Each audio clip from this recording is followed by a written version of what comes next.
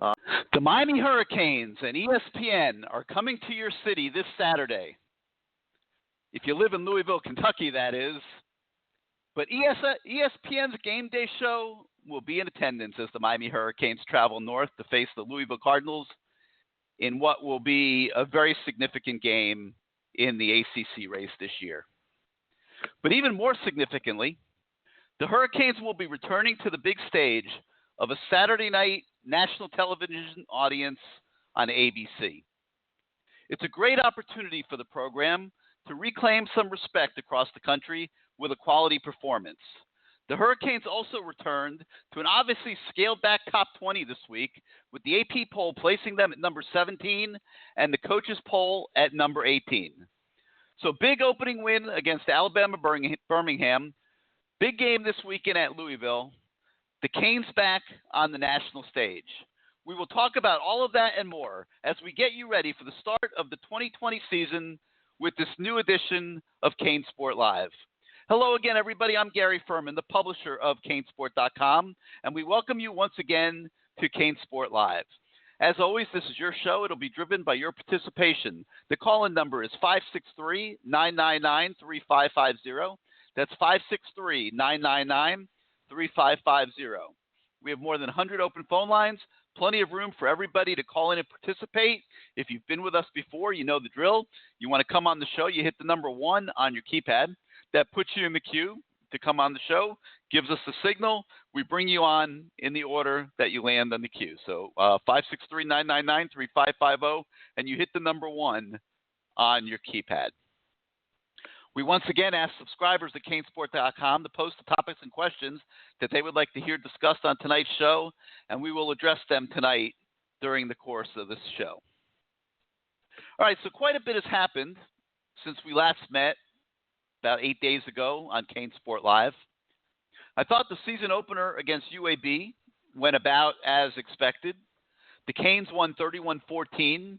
There were some ups and some downs, which are typical of a season opener. You have to be excited about what you saw from De'Ara King. He didn't throw the ball as well as he will probably need to as the season goes forward, certainly beginning this Saturday at Louisville.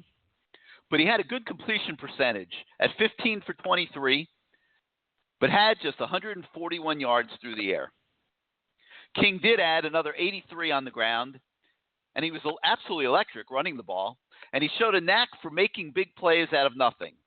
And more than anything, he's going to be fun as heck for all of us to watch as this 2020 season moves forward. You have to be equally excited about the three-headed running back position, where Cam Harris, Jalen Knighton, and Don Chaney all looked very good. Harris had 134 yards, averaging 7.9 yards a carry. Knighton had 59 yards, averaging 6.6 yards. And Chaney had 52 yards with a 6.5-yard average. So they essentially were interchangeable, and that would be a signal to everyone that that position is in very good hands this season. We would have liked to see the tight ends and receivers get the opportunity to do more in the passing game, but imagine that will be a bigger emphasis this week with the offense figuring to need to score more points against Louisville, with Louisville's own offense being extremely high quality. The offensive line had some problems, particularly on the left side, and you've seen the coaches make an adjustment by inserting Ja'Kai Clark into the starting lineup over Austin Traore at left guard. But John Campbell also will be looked toward to play better this week at Louisville for sure. The defense had some good moments and some bad. I think as it pertains to Louisville, you have to be concerned with defending the Cardinals' outside zone running play. Miami's going to load up to try to make sure that happens, and then the secondary is going to have to hold up against Cardinal quarterback Mikael Cunningham and his supporting cast of skill athletes. It's a very intriguing matchup, worthy of the national stage that it'll be played on. Louisville coach Scott Satterfield inherited an absolute mess last year from Bobby Petrino, but is one of the best offensive coaches in the country that nobody really knows. In addition to Cunningham, who had 2,065 passing yards and 482 rushing yards a year ago, the offense also features a quality running back in Javian Hawkins and speedy wideout Tutu Atwell, who comes from the 305. He had 1,276 yards receiving last year with 12 touchdowns. There's the expectation that Louisville can and will score a lot of points. The Cardinals put up 27 last year at Hard Rock Stadium, felt like they had a bad day. So it's a reasonable expectation that Miami's going to have to score in the 30s to win this game on the road. The Cardinal defense is continuing to retool around coordinator Brian Brown. Despite allowing 52 points to the Hurricanes in a huge day for Jaron Williams last season, Louisville improved the defense by more than 10 points per game on the entire season and more than doubled its sack total from the previous year. There's a JUCO transfer at inside linebacker by the name of KJ Cloyd that they feel has made them better up the middle. He brings a physical presence. Nose guard Jacob Goldwire and fellow inside linebackers CJ Avery and Dorian Etheridge are considered all ACC caliber players. The corners expect to be better with a gifted newcomer named K. Trail Clark. So Louisville is going to be a tough out. I don't know how great they're going to be on defense. We'll find out Saturday night. But they're going to be a tough out, and without question, one of the swing games of the entire season. All right, so let's go out to your calls, see what you guys think about it. The number is 563-999-3550, 563-999-3550. You hit the number 1 on your keypad if you'd like to come on the show. And it looks like tonight we're going to be starting in the 941. I believe that's my main man, Mikester Kane. Welcome back to CaneSport Live. How you doing this evening? Hey, great, Gary. It's great to be back. Woo! Yes, sir. I recognize your number. How you doing tonight? I'm doing well. I'm a little beat up from working today, but otherwise I'm good. And let's get the show on the road here, okay? So, all right, anyway, go for it. It was a great game last Thursday. But I do have some concerns about this Louisville offense. And I'm going to tell you, years ago, I coached a receiver that was similar to Tutu Atwell, okay? He was our alpha guy, our go-to guy. His last name was Griffin. He could stop and change direction on a dime. Well, Atwell reminds me of him, only he was faster than Griffin was. That was the kid I coached. And we gave headaches with this kid for opposing defenses. And I've watched Atwell close up, and I'm telling everybody right now, this secondary will be really, really tested. That said, I believe the best way to slow him down defensively is to try to get in Cunningham's face and try to disrupt his timing. You know, if not, it's going to be a long night. But the real best way, keep them off the field, get first downs, keep our offense out there, and continue to get first downs. That will keep them off the field, Gary. That's how I feel about that. Well, and go ahead. You know, it's going to be interesting because obviously Miami's gone to an up-tempo approach on offense, and they need to have success and hold on to the ball. I mean, you want to limit the snaps that Louisville has in this game. There's no question. They're going to be very hard to defend. They put up a lot of yards on the Miami defense last year, even though it was not one of their better games. So I expect them to have equal success this year. I thought the Miami defense was a little uneven. And this is going to take a total team effort, Mikester. There is no doubt about it. It's weird because Louisville is certainly not one of the top 5-10 teams in the country, but they're in that next tier with the Canes and are very dangerous, no doubt about it. Right. Well, DJ Ivey, he's got to really be on his toes because they're going to really test him. And I've watched the DJ Ivey too. I was at the Georgia Tech game right in front of me. I was in the 315 section, and I still remember it. He got burned on that fake punt. I was watching it. The guy got behind him.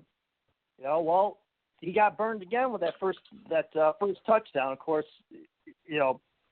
fumbled the ball on that particular play. A couple plays before that, but still, Ivey's got to really be careful. Well, not just Ivey. I mean, Al Blades has to be careful. I think the safety's got to be on top of their game. Certainly, No doubt. they're going to go after the linebackers. They're going to find ways to go after the linebackers for sure. With that position being in a state of flux. I don't think anybody gets a week off here, Mikester. I really don't. I think this is as dangerous an offense other than maybe Clemson that we're going to play this year. Right, absolutely. So, anyway, what's up with the recruiting? I heard that you're predicting a 2022 strong defensive end is gonna commit to Miami soon. I saw that on the message board or something.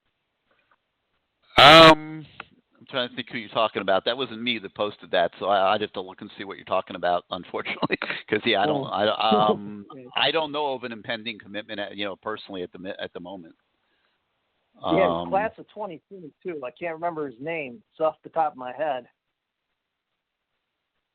All right, I'll take a look. What else you got?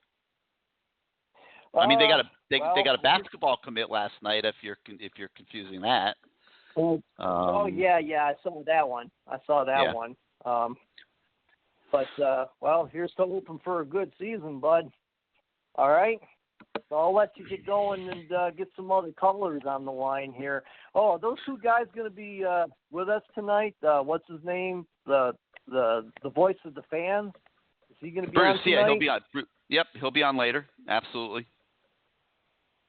Well, tell him the 941 Meister Kane says hello to him and all the best. All right, Meister Kane. Thanks as always for getting us started. Gary. Have a great week. Take care, Give us a call next. We'll be on Tuesday night next week. Give us a call. Oh yeah, you bet. All right, 563-999-3550, 563-999-3550. I get a kick out of Meister Kane. He's a funny dude. Not sure about the 2022 commitment. I'm trying to think that he thinks is coming in the next 24 hours. I'm going to have to do some research on that one. But we'll try to, if that is something that's active, we'll try to bring it up here in the near future. Let's go out to the 786. You're live on CaneSport Live. Gary, my friend, how are you? Hey, what's up, everything? How you doing this week? Doing phenomenal, man. How are you? Doing great. I thought the opener went really well, like I said. It wasn't perfect, but the thing that I really, really liked was that it was a real football game. And I like those kind of games so much better than playing the junk garbage games that we play all the time. Bethune, FAMU, this year it would have been Wagner too. I mean, I just think you get so much more out of a real game. And if you have to be able to win it. Like, you can't be losing to FIU and can't almost lose to Central Michigan like last year. But this was great this week because they had to respond, and they did, and they won going away. And I think the coaches really got to know their football team a little bit. I think their identity is yet to be established, but they took another step in that direction. A good friend of mine who's still in Kansas, he said to me, he said, Coach, I really feel that if you guys don't have De'Aaron King, you lose that game Thursday night. I agree with that.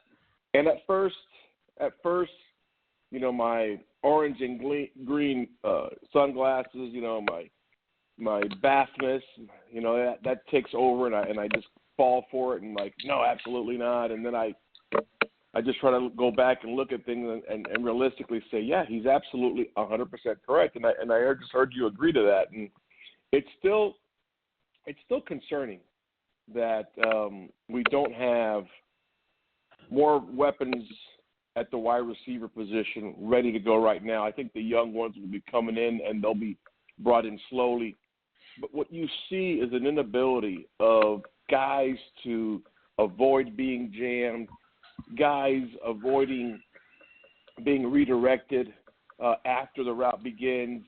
And there's so much there. And I just go back to the teachers that these guys have had over the years. Ron Dugans, the guy we had last year who's now at Penn State, and this is Coach Like is now their third coach. And I'm just wondering, at what point do these kids just go ahead and say, screw it, I'm just going to go attack? And we're waiting to see that, Gary, and it's still very frustrating. I don't know if you can relate to what I'm bringing up here, but it's something that's, to me, it's just disappointing as a whole. You know, I'm kind of torn on this because I'm not convinced that we have a great receiver on this team.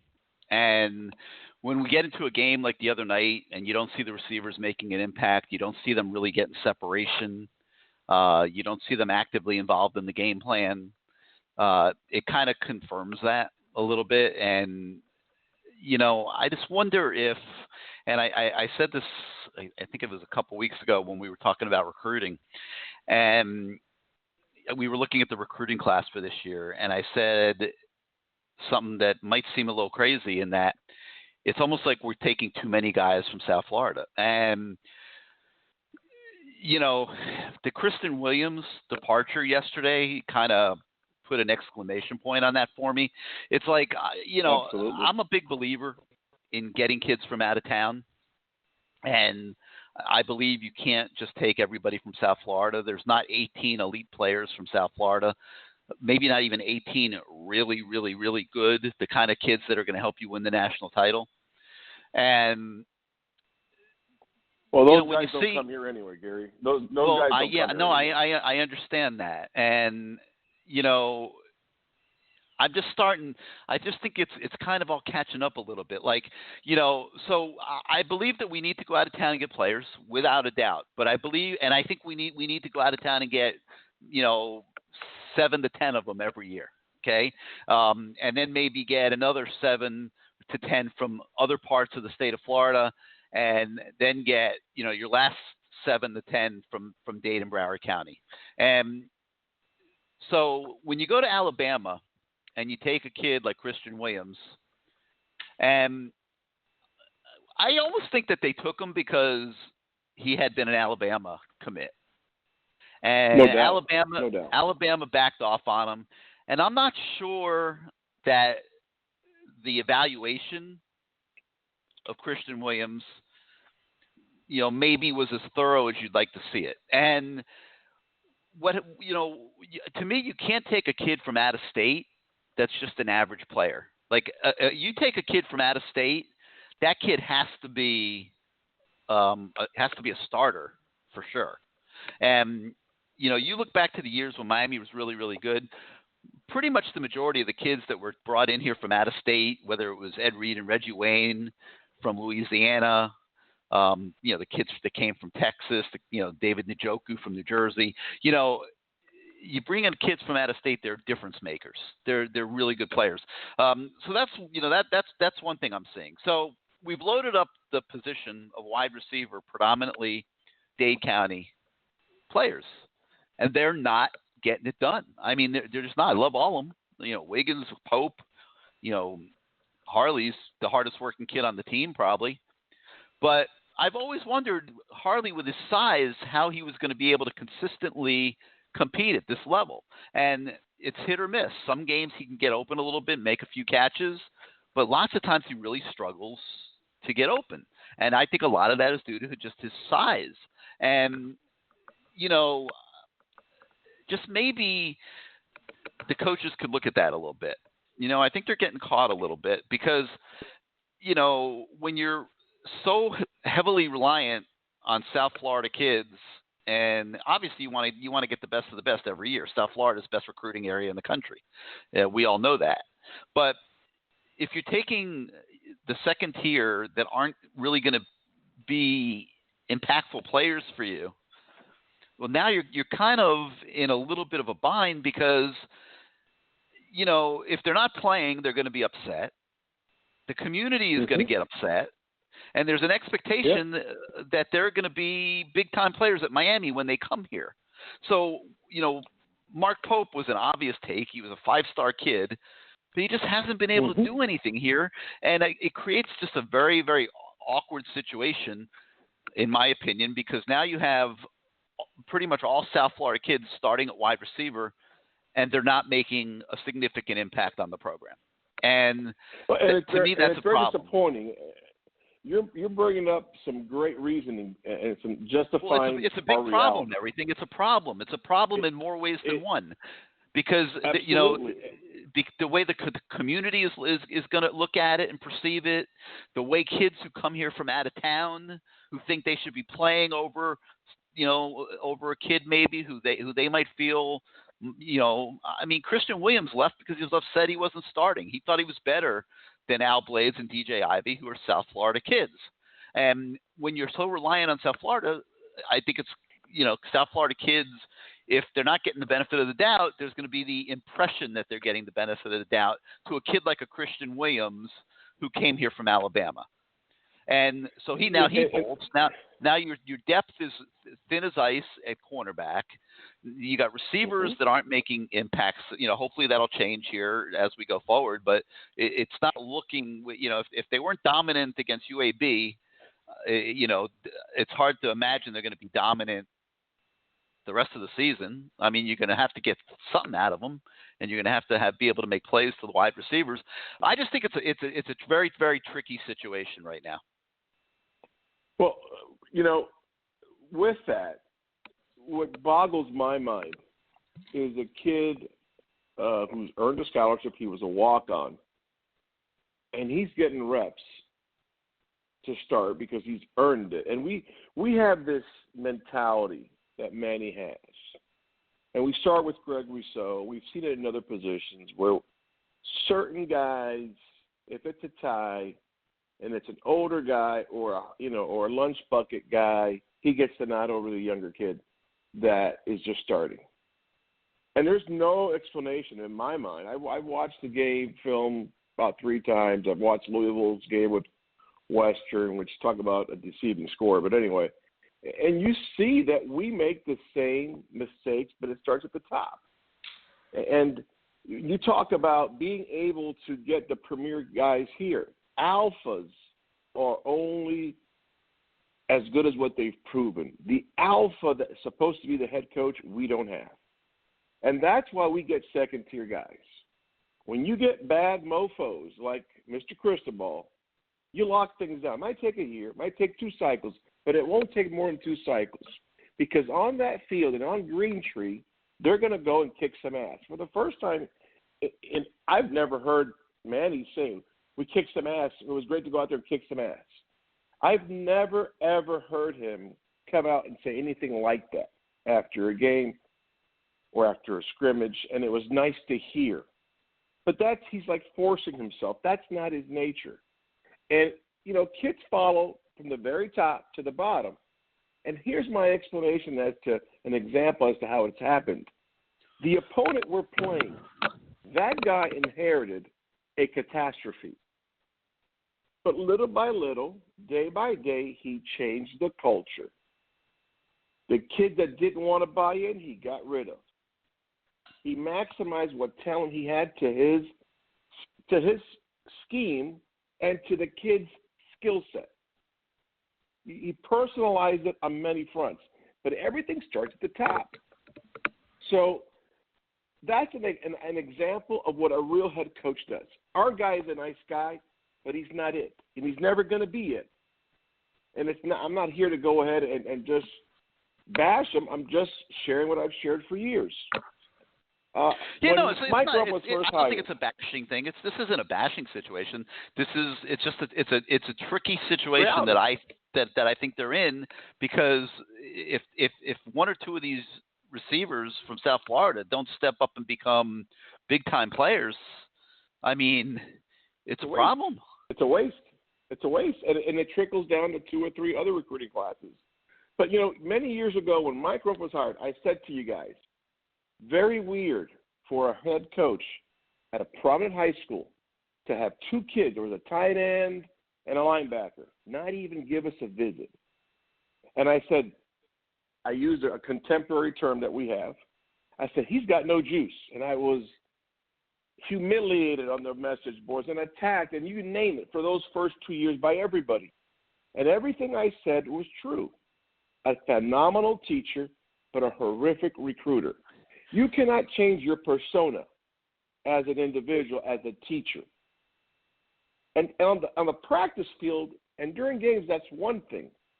But being able to take a kid, recruit a kid, and convince the kid to come, and then treat him like he treats him, it's a very difficult process. That's the reality of college football. I get it. But he's got no social skills. He's got no ability to sell. He's got no ability to give and shower these kids with love and attention. And you ask C.J. Henderson what happened, and he'll tell you. That Marine All-Star game out in the West Coast, Rump calls him out. That was over. I mean, he was still not even sure what he was going to do. But that type of persona, it's not working. It hasn't worked, and it's time to make a change. Now, Christian Williams, you might say, well, hey, that kid's a 4-star. Or, Bama dropped him. Here's the truth. A&M dropped him. Bama dropped him. That kid was, hey, look, we signed a 4-star kid. Hey, look, see, I was able to go out of here and sign somebody. Same thing he did with Isaiah Duncan last year. It is time for Manny Diaz, who's not going to be fired anytime soon, even if we go, 2-8 or whatever. It's time for him to cut ties with Mike Rump. I love the guy as a coach, as a teacher. That guy belongs in the NFL. You want to know why, Gary? Because it's a business. Mm-hmm. And that's the mentality you're supposed to possess at that level. It's not at this level. Today's kid is so used to being catered to, everything. He doesn't understand what he needs to do with these kids. You want more proof? Not even being able to get these kids, not one of those kids in Surtain's class, not one came here. And Surtain's no doubt one of the best corners in the country right now, but not even Tyson Campbell, who's next tier type of quarterback. He wasn't able to get either one to come here. And what's even worse is when you talk to Patrick Surtain Sr., the other guys in the community, Willis McGahee, they'll tell you, Rump has been their primary coach, developed them when they were little kids. From like the age of 12 to like 14 or 11 to 14, he helped develop those kids, and he can't get them. So time to make a change there, Gary. I'm sorry. You're giving me an explanation as to why our offense isn't good, why our playmakers aren't what they're supposed to be. It starts with who you have. A guy like T-Rob, I promise you, would not have lost all these kids from Palmetto. Would not have lost probably all those kids from Heritage. You've got to have the ability to recruit, to wine and dine, to shower kids with love, to make them the epicenter of your reality. If you don't do those things, and then today's kid needs to have that to be validated in many ways, but also to confirm, hey, I'm critical to this program. And he doesn't do that. He's never done it. He's never going to do it. Now, moving on. I'm watching Louisville this is the third time I watched their game against Western Kentucky. For anybody out there that's thinking, well, Western Kentucky scored 21 points. Look, 2 were on baffles on special teams. Other than that, Western Kentucky got like 240 legitimate yards of offense. This defense that we're going to face is smaller and athletic. But I'm talking athletic across the board. So our scheme is now to do what? Spread out, go fast, tempo. Talk about a perfect matchup for Louisville's defense is what we're trying to do right now on offense, Gary. So I'm really hoping that on Saturday we're running a lot of 2 tight ends. We're slowing things down a little bit, and we're just running the ball. Because right now what we are good at, and we faced a very competitive, well-coached, not deep, but a very good defense is what we faced last Thursday night. So in my opinion, watching all the film that I've watched, we need to slow things down. We need to get 2 tight end sets as much as possible. You can still stretch them out a little bit that way. But it is critical for us to be able to pound the ball, possess the ball, which hopefully negates them having the ball, and it cuts down on their opportunities. I don't think we want to get into a shootout with these guys because there's no way in hell, Gary, we're going to win. Yeah, I don't think the coaches want to. I mean, if you look at the move they made this week on the offensive line, putting Ja'Kai Clark in instead of Traore, when you look at Traore's body of work from the opener as a pass blocker, he was very, very good. But as a run blocker, he was a train wreck and really, really struggled. And I think the fact that they made that change is an indication that they want to run the ball this week. I'm really hoping that's the case, Gary. I mean, I know Rhett and all those guys have forgotten more football than I'll ever know. I get all that. But it comes down to let's look at who's in front of you and what you're facing, and just simple identification of personnel. We are going to have a nightmare trying to stop them on defense. We're going to give up at least, it's my opinion, at least 4 touchdowns on Saturday.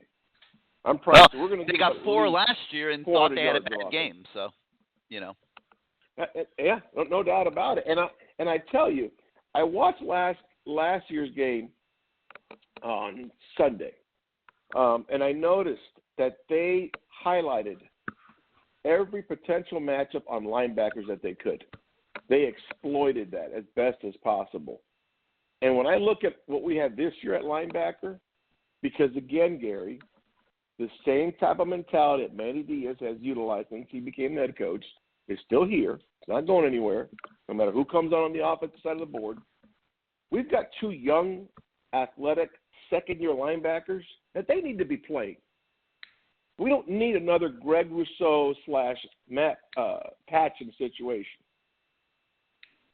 Sam Brooks needs to be playing. Well, he got beat out by Bradley Jennings. I mean, Bradley Jennings beat him out. Gary, Bradley Jennings cannot move vertically. When you see a dog chasing the car, that's Sam Brooks. I need that against this type of defense. Now, they might get us on some redirections and some counters, but let me tell you, BJ is a thumper. That's all he's ever going to be. Okay, the kid from New Jersey is pretty much that as well. They don't move sideline to sideline well. They don't move well in small spaces. They just don't. I mean, one big run, there was a hold against UAB. But watch Bradley play. And when I heard on Monday how great he played, I'm like, am I missing something? Nah, it was very so-so. You know, the coaches aren't going to say anybody didn't play great. I mean, that's just not what coaches do. No, but you're not supposed to do that. But it was so-so. And McLeod, loved McLeod as a kid. Met him once. Love him. Very articulate, smart kid. Love him as a kid. He is not what we need at weak side linebacker. He can't cover anybody, Gary. Wow. I mean, this is sad that we're going to do the same thing we did last year with Rousseau. If Rousseau's a starter from day one, I don't want to hear that he had back spasms. That's bullshit. Okay, that's them covering their ass. Rousseau should have had 24 sacks or 20-some-odd sacks last year. He got 7 snaps against Florida and got a sack and a pressure. I mean, this you earn it, and then whoever earns it gets it. That's bullshit. Who's my best fucking player? Well, I'm looking at the Pro Football Focus grades, and Bradley Jennings had a 43.2 in pass coverage, and Zach McLeod had 54.1. I mean, that's pretty bad. That's not good at all. Average is about 64. So, and I'll be fair, Gary. PFF. I got two former players of mine. They break PFF down here. So I listen. If you don't know skiing, you know there should be a margin of error of at least a plus 10, minus 10. To be honest with you, let's be fair, because you don't know exactly what scheming you're in and what situation you're in either. So they don't get it always right. But you know, in the neighborhood, in the ballpark, I understand what you're saying. But the point is that they are not athletic enough to be in those spots right now. Mm-hmm. And they're going to get exposed early on Saturday. So either Manuel figures it out, or it's going to be another underachieving year for this program, which he is responsible for. Well, we're going to find out Saturday. This is a swing game, believe me. This is a swing game, no doubt about it. And if they lose this game, it's going to be another 3, 4, 5 loss year. Just middle of the pack ACC. How many days until we see the first decommit after we lose Saturday? I don't know. We're not going to get negative like that. But this is a huge game. Let's see what happens. This is a really big game. This is a statement game. We're going to keep our fingers crossed, Gary. But we know who we really are. You and I really know who we are right now. Yeah. All right, everything. We'll talk to you next week. Be well, my friend. Go Canes, man. You got it, man. All right, 563-999-3550, 999-3550 is the number. You hit the number 1 on your keypad. If you want to come on the show, we're going to do a quick check-in with our managing editor, Matt Shodell. Matt, how you doing this evening? Well, it's been a busy evening, but yeah, I'm managing. They're all busy. Mike Sturkane came on at the start of the show and said he thought he had heard some whispers that there might be a 2022 commit on the horizon here in the near future. I was trying to think who that might be. You have any thoughts on that? Yeah, it could be anybody. I mean, exactly. Like, no. You have no idea how many kids tell coaches they're committing and then don't commit. I mean, that's what's funny, when these rumors come out and, this kid's going to commit, that kid's going to commit. Yeah, I mean, they actually, some of them do tell coaches they're going to commit, or they do commit and they don't make it public and they don't send it out for days and then it never happens. Or, I try to deal in the real world because recruiting will make you crazy. I've been, we've both been doing this for over 20 years covering recruiting. So, could there be a new 22 commit? Yeah, sure, there could be. But, we'll just keep monitoring it and see what happens. We don't ruin any kids' announcements anyway, so everyone's just got to stay tuned. All right, so your thoughts on the opener against UAB? I thought Miami played okay. It's just so hard to tell against a team like UAB. I know UABs have been okay for their conference the last several years. Actually, been pretty good for their conference the last several years, but they're still not a Power 5 team. They don't have anywhere near the level of recruits Miami has. So to me, it's, while obviously it's not like a Bethune type of deal or, anything like that, I think we saw some really good things from De'Ara King. I think it's going to cause a lot of defense with a lot of problems in ACC play. Was not impressed at all with the wide receivers. I think this passing game may have a lot of problems as the year goes on. I think the running game will be the staple, and the run game will absolutely have to open up the passing game, and it would not surprise me at all if Louisville's strategy is to put 8 in the box and force De'Ara King to try to win the game with his arm, because I'm not sure he can do that with these receivers, And I hope that Rhett Lashley saw that the way this offense got on track in the third quarter was when Brevin Jordan came in. And he needs to have Brevin Jordan and Will Mallory in these games together all the freaking time after watching these wide receivers just not get open against UAB DBs who looked terrible in their first game. I agree. I totally agree ridiculous. with what you're saying. I don't know how, Will Mallory, I think I don't even know if he got one target in that game the other day. I mean, he comes out, he had a great fall camp, and then just wasn't involved in the game. And Brevin Jordan didn't really get involved until UAB cut the lead to 3, and Rhett Lashley kind of flipped the switch there and got a couple balls to Brevin, one for a touchdown. But, yeah, I totally agree with you. I didn't see receivers getting separation. I didn't see receivers really involved in the passing game other than running go routes and things like that. I'm hoping that Rhett Lashley was keeping the offense under wraps, figuring that he's going to need it this week at Louisville. Because that was a close game in game 1. They were up by 3 points in the third quarter. If he was keeping the offense under wraps, then he had his head missing. But he did. But Matt, he did. He opened it up as soon as they cut it to 3. He did open up a little bit. Well, he started throwing to Brevin Jordan. They still were running the ball way more than I thought they would the whole game. And I think they're going to keep doing that. I think that's going to be the identity. I think they're going to run the ball more than they pass it this year. I really do. And I think I can't remember the last time that happened on a Miami Hurricanes team ever. So it's going to be really interesting, We'll see what happens. I was talking earlier with Everything 305, and I think Miami's getting caught a little bit with South Florida kids, just South Florida kids that aren't coming through the way that they need them to come through. And the receiver position is really the perfect example of that, with Pope and Wiggins just sort of being average players. And Harley, God bless him. I said he was the hardest working kid on the team, and he probably is. But his size, I think, just, is an impediment sometimes to him getting open. And so that's 3 South Florida receivers that are sitting there in starting positions, and we haven't seen a ton of production going back to last year. No, I don't. And look, when the coaches said this fall that there's not going to be a go-to receiver on this offense, What that means to me is there's not a dominating receiver on this offense. And that was a big red flag to me, was when they kept saying that. There's no go-to guy. It'll be by committee. I mean, you want a go-to guy. You know, Rhett Lashley was trying to sell it as, oh, that's great, we can just spread it around. No, that's not great.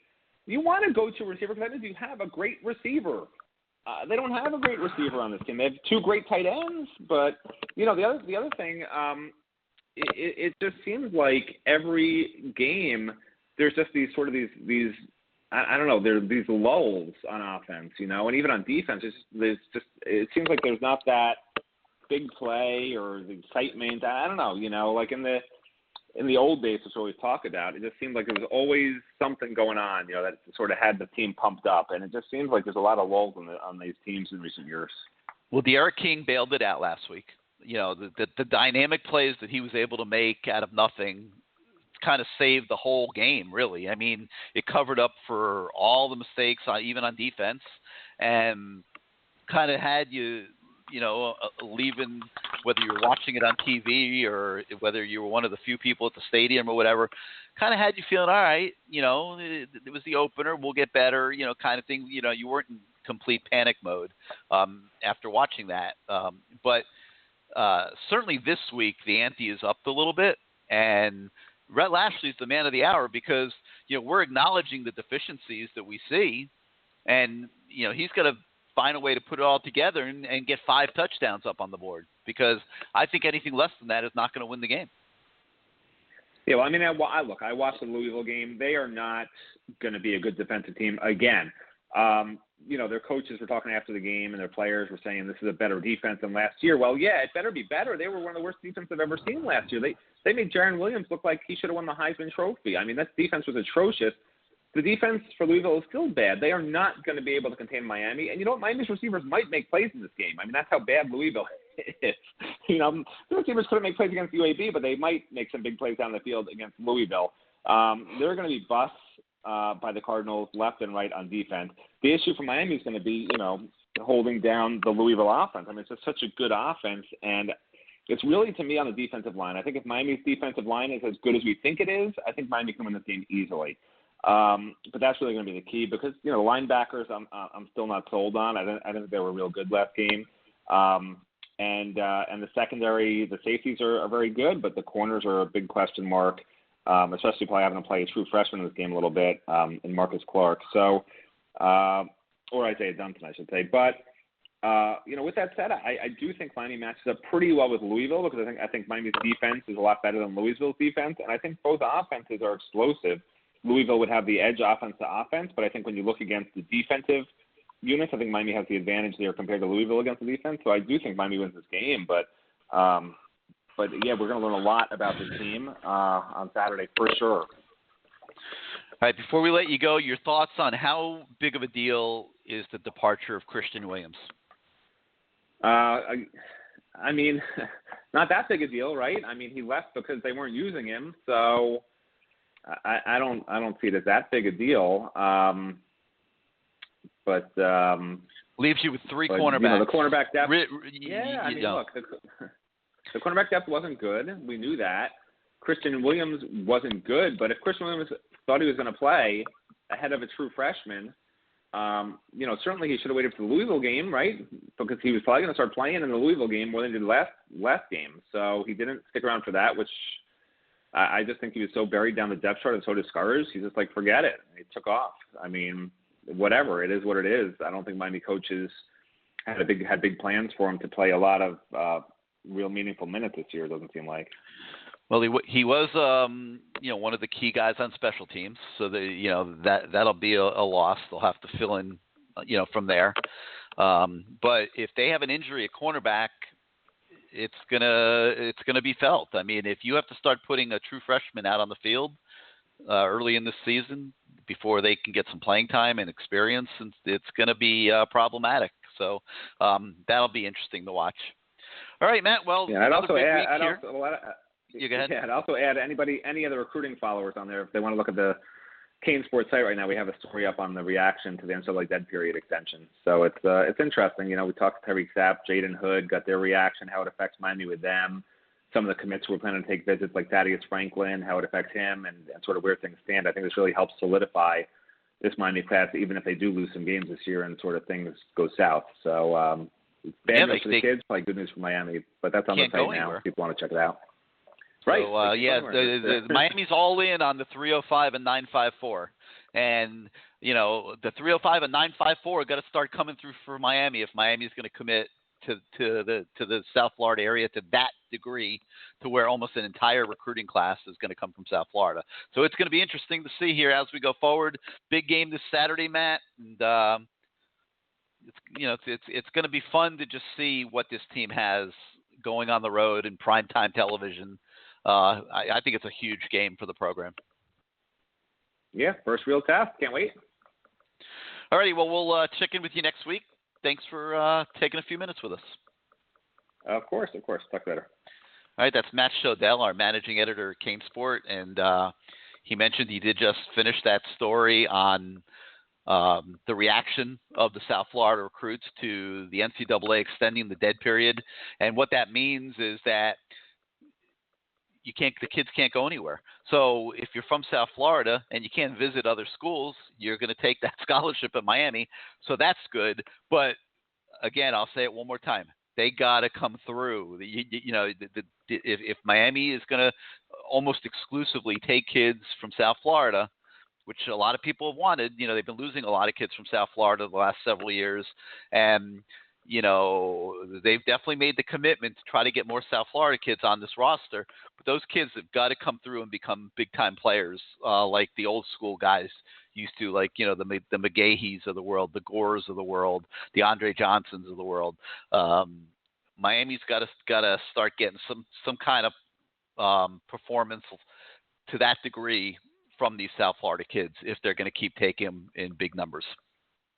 All right, 563-999-3550, 563-999-3550. You hit the number 1 on your keypad if you'd like to come on the show. Let's go to the 305. You're live on CaneSport Live. Gary. Who's this? Oh, it's obviously Ross, isn't it? Oh, you're calling from a new number then? No. I'll give you another hint. I knew it wasn't Ross. Who's imitating you Ross? You recently reinstated me, Gary. Tell me who it is. This is Honey.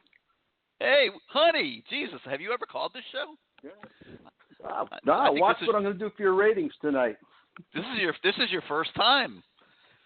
Yeah, I was going to call last week, and I want to talk about the 5 bold predictions thread. Actually, the article, but I wanted to wait to see one game before I did. But I was going to call last week, and a lot of my original answers have changed for the worse. And it's not good. I'm not sold on the team. But anyway, the first one, 1,000-yard receiver and 1,000-yard rusher. No to both of them. No. There's not a receiver. This is whether you think there's going to be a 1,000-yard rusher or receiver on the Miami team. The 5 bold predictions. But it was a story about 9 days ago. Yeah. Okay. Well, I can tell you right now, Cam Harris has a shot. Don't you think?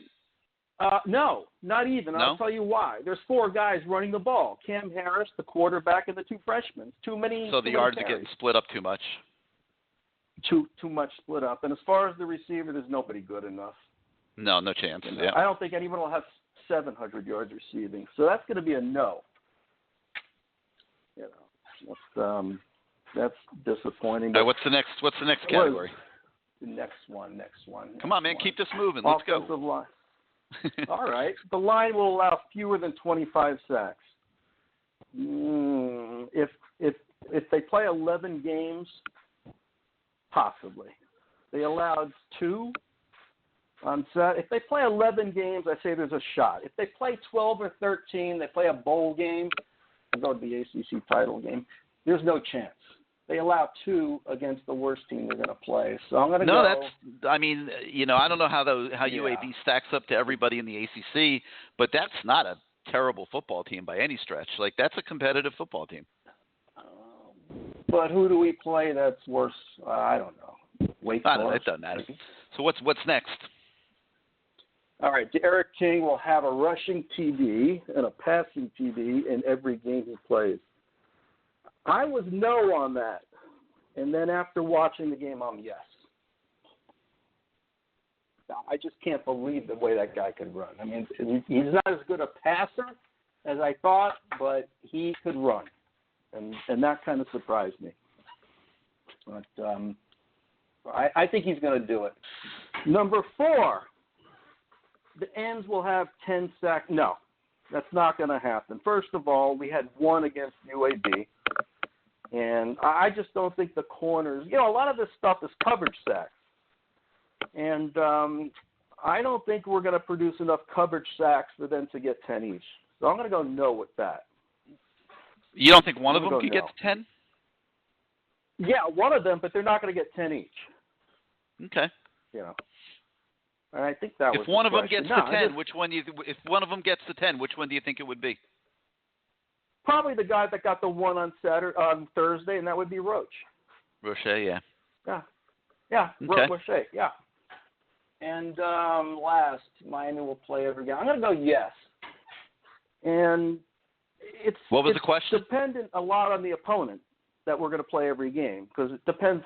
50% depends on the opponent, but I have confidence. I have faith that everyone's going to do the right thing. I think the players are more isolated than the general student population. Well, here's what I think with these two conferences coming into the game late and starting their seasons in October and then possibly November, you might see some things adjusted. Like you might see some, the playoff games move back a few weeks and things like that, because it makes no sense to not include them in the whole thing.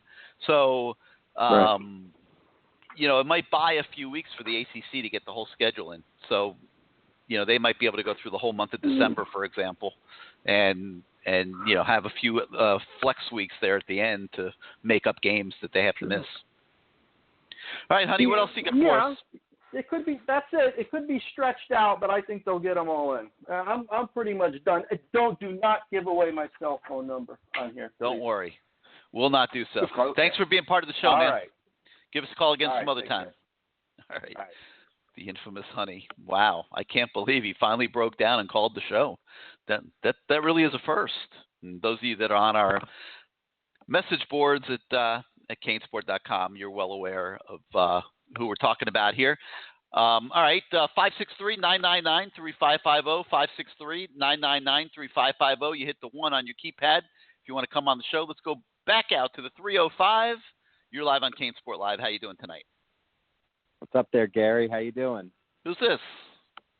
Schmyra55. Oh, hey, Schmyra. How you been, man? Been a while. We're hanging in there. Yeah. Horse racing kept me through the pandemic. That's all I had to do all day. So, but no work, huh? But now, no work, only play, huh? Yeah, work from home. You find extra time to do some other things. You know that way. But I got you. What'd you think of the opener? I mean, I was actually there. Wow. I think I want to say. Yeah. A friend has a golden cane, so we sat there. It was pretty eerie. I don't know if you could really duplicate the environment. Maybe back in the day in the Orange Bowl when Miami would be up like 56-0 in the fourth quarter, and they would just have like maybe 3,000 people of the diehards sitting around, and you could hear it. I don't know. It was weird.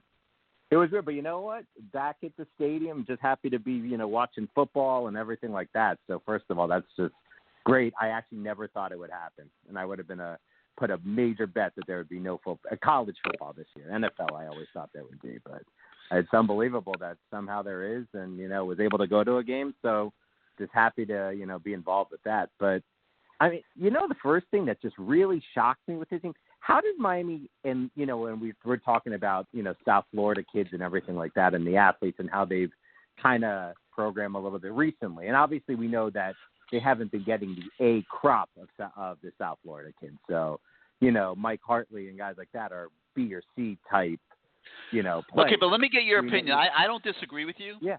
And and I want to. my opinion, my question is this: should they take those kids? Should Miami keep taking the second tier? Miami's done well when they, obviously the tier A kids, Jerry Jeudy and Ridley you got to start getting those kids. We all know that. That's a no-brainer. But what I'm talking about, and that I'm starting to notice here, is that the second tier is not always good enough. In fact, in most cases, it's not good.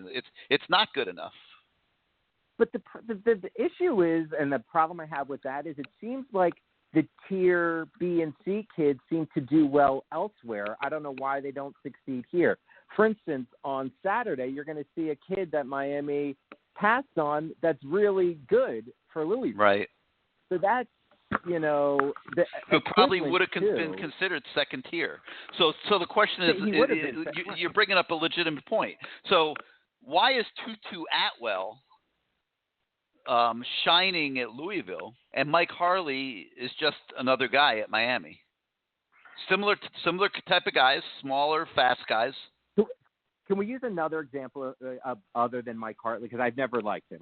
No, that's not the right word. I mean, I think he's probably a great kid. I don't really know him well or anything like that. But he's beyond a great kid. He's a phenomenal kid. He's a great great locker room guy. He works harder than anybody on the team.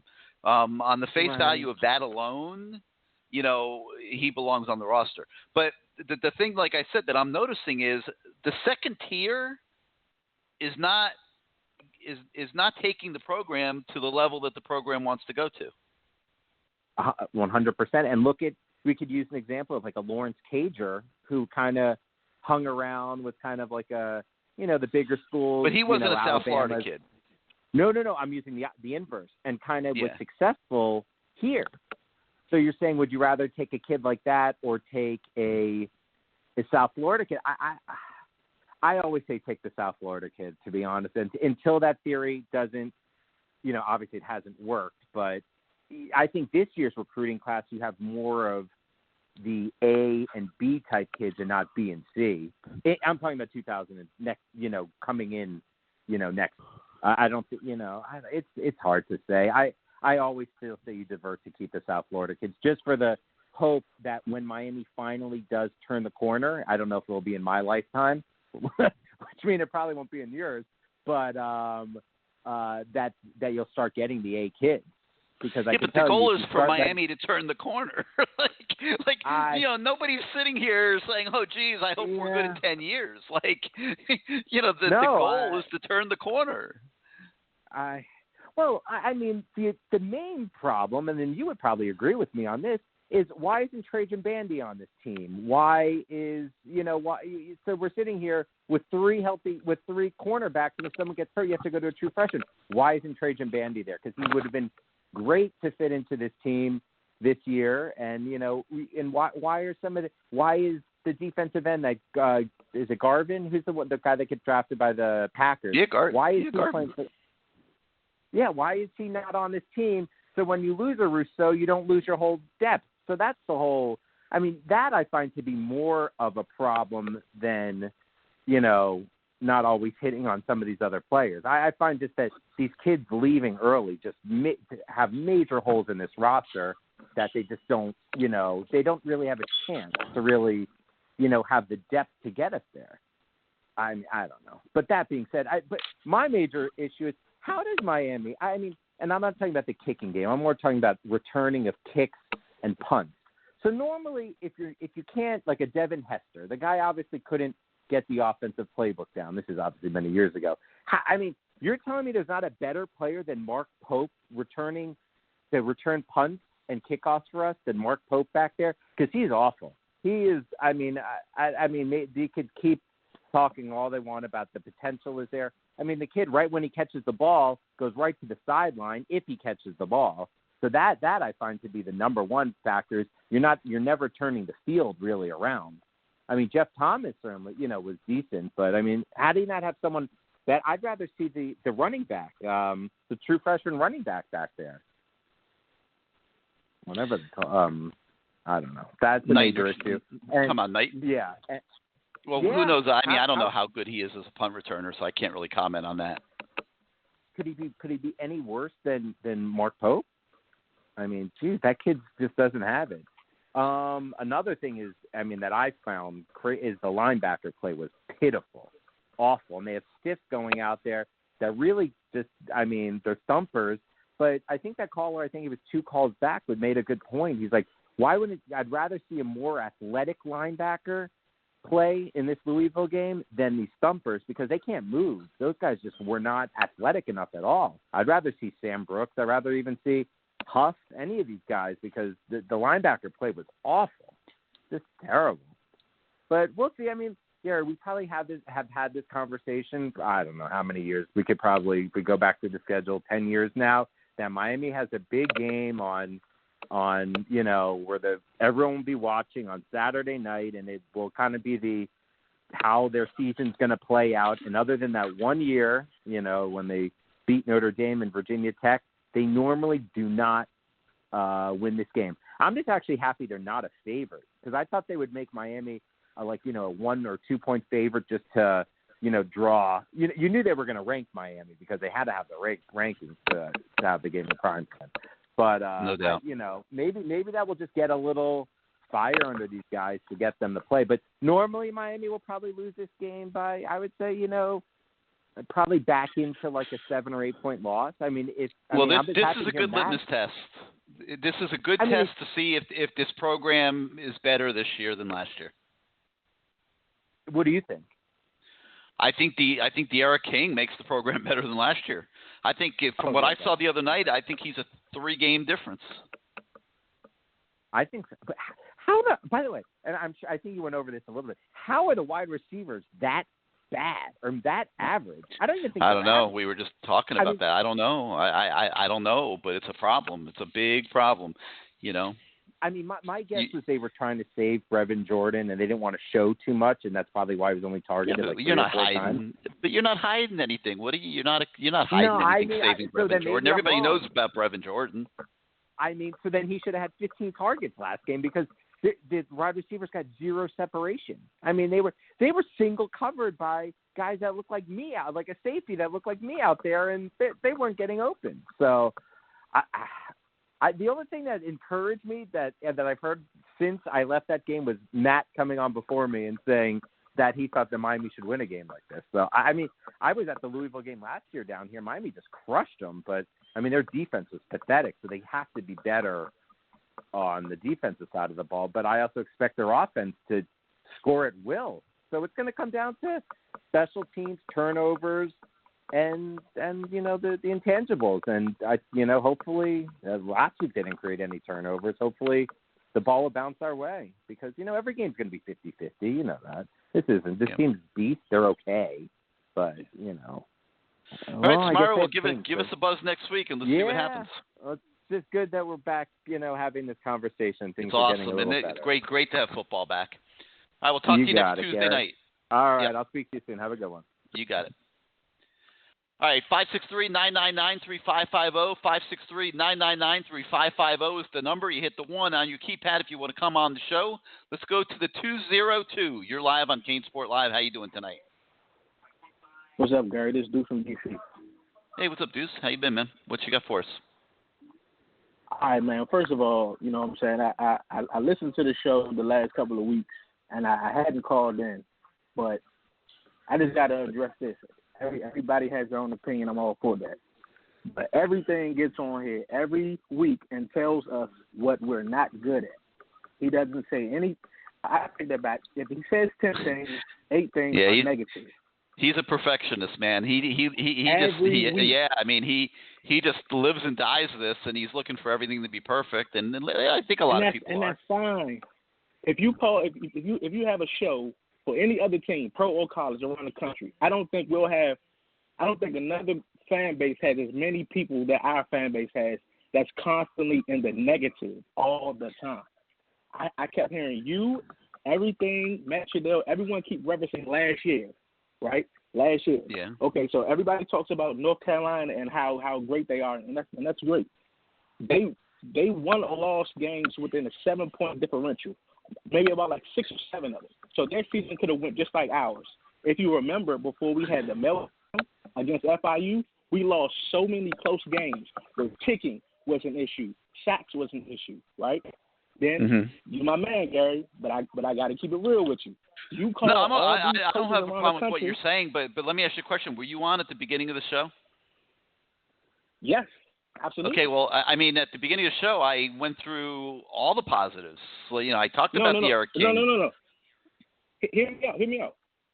You did that at the beginning of this show, but last week, when my man Greg had to call in and ask what's going on, why is everybody's panties in a bunch, everybody kept talking about last year.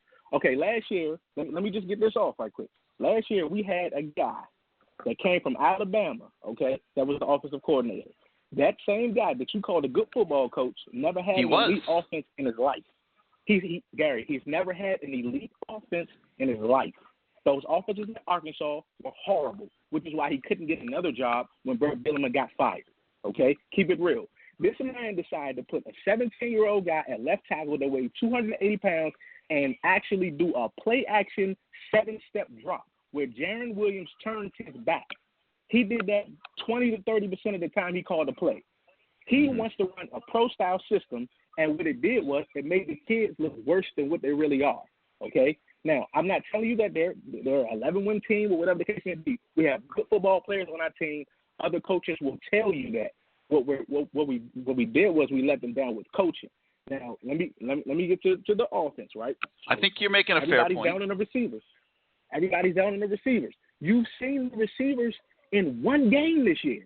And in this particular game, if you know football, they weren't calling games to make the receivers look appealing at all. They ran the same run play, different variations, over and over and over again. Clearly, they were not showing anything. They wanted to line up and beat UAB. They didn't really care about the score and the glamour. They were just trying to run the football, win, see what they had at O-line. It's essentially a preseason game is how they used it, okay? So they didn't – if you look, Harley caught a slant over the middle. No other receiver caught a pass over the middle for the most part. They didn't run the routes over the middle. They were running stops and they were running goes, right? And they ran screens and stuff like that.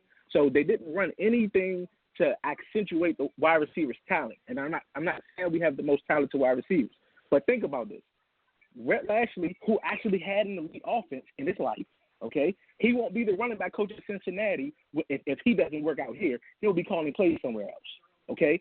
He did not put Mallory and Jordan on the field at the same time. If we play North Carolina or Louisville or Clemson, what do you think is going to happen?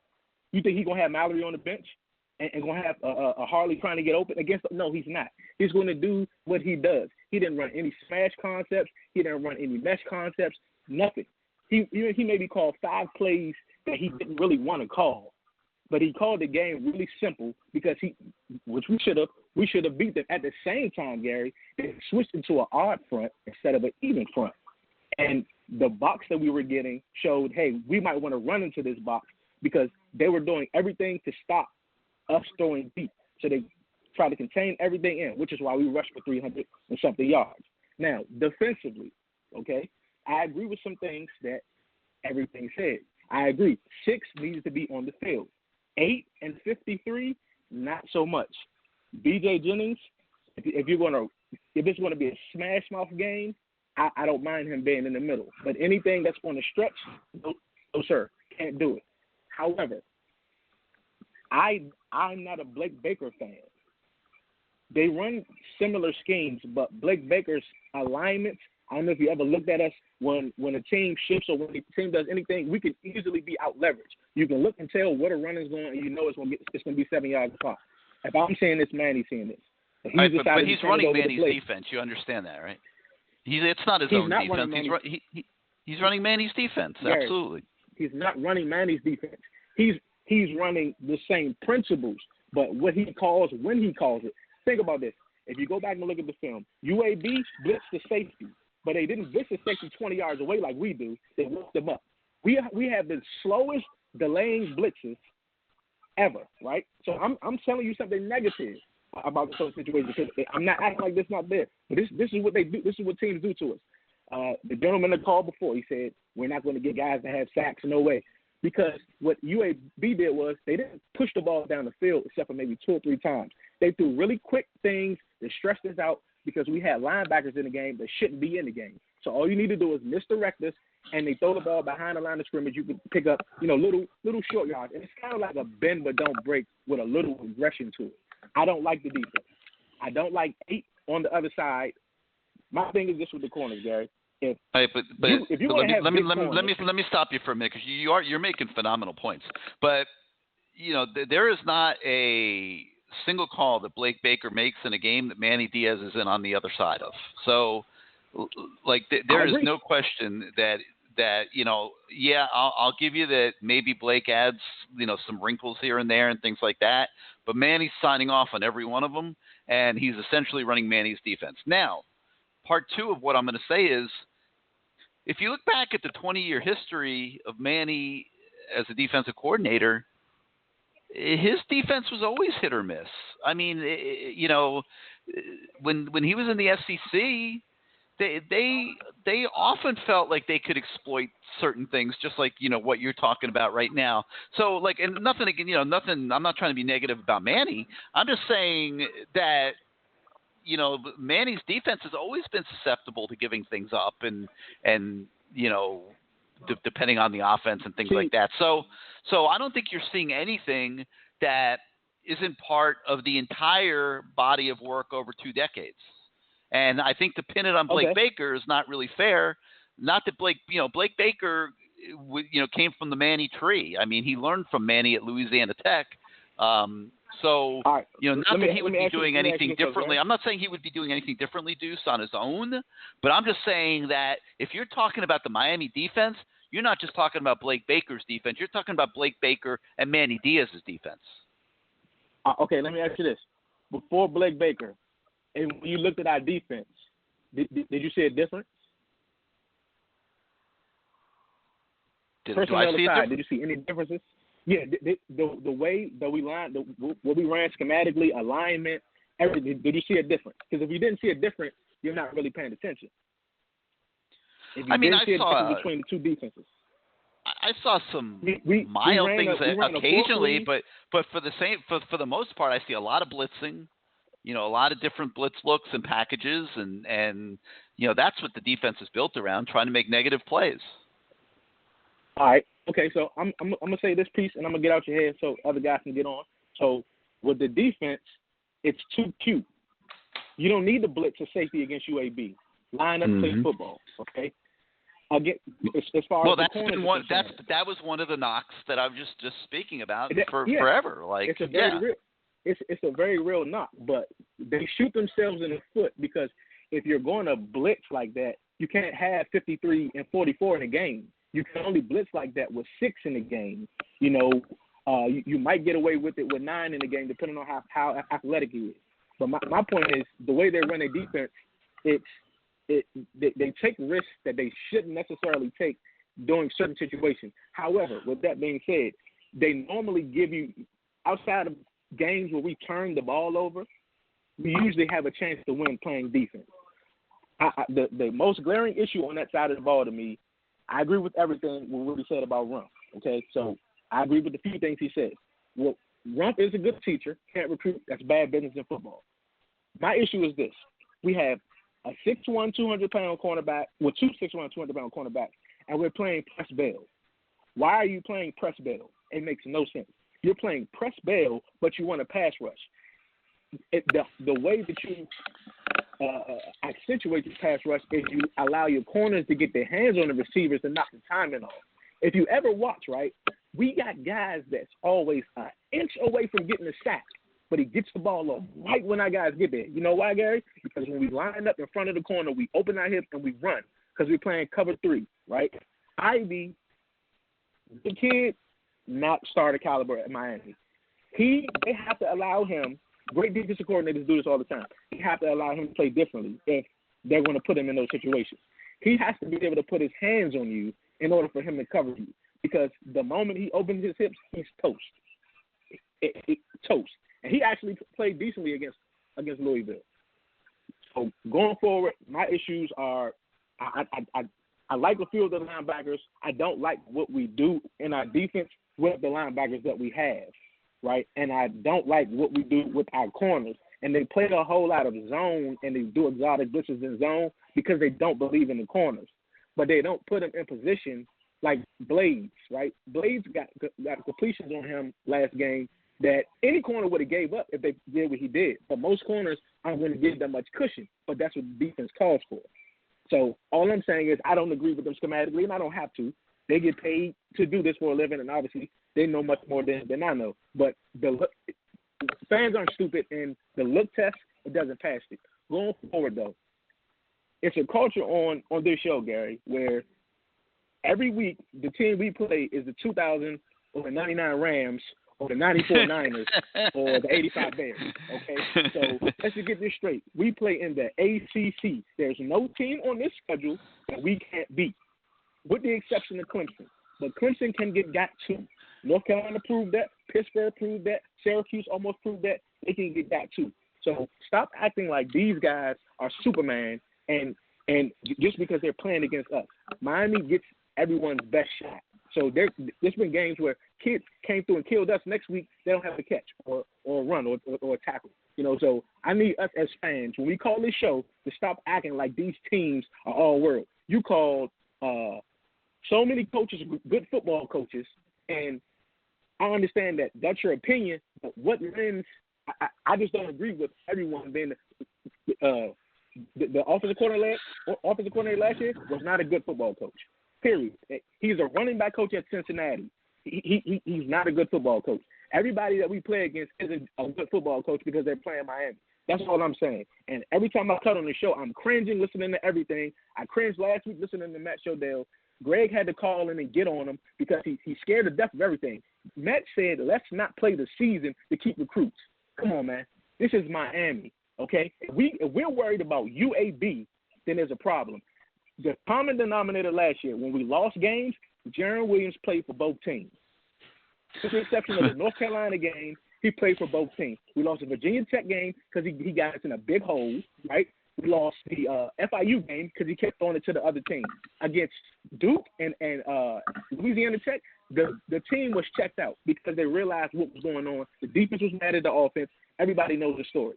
So we gotta cut this out, man. It's getting out of hand. Every team that we play isn't great. Louisville's a good football team. They lost 5 games. We beat them. We're on the same page. They can beat us, but we can beat. I'm not scared of Louisville.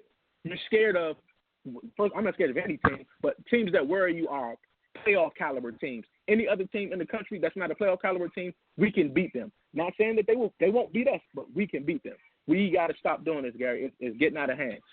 All right, Deuce, but I am going to defend one thing. They better keep the recruits because nobody's able to visit before the early signing period starts. For sure, so for sure.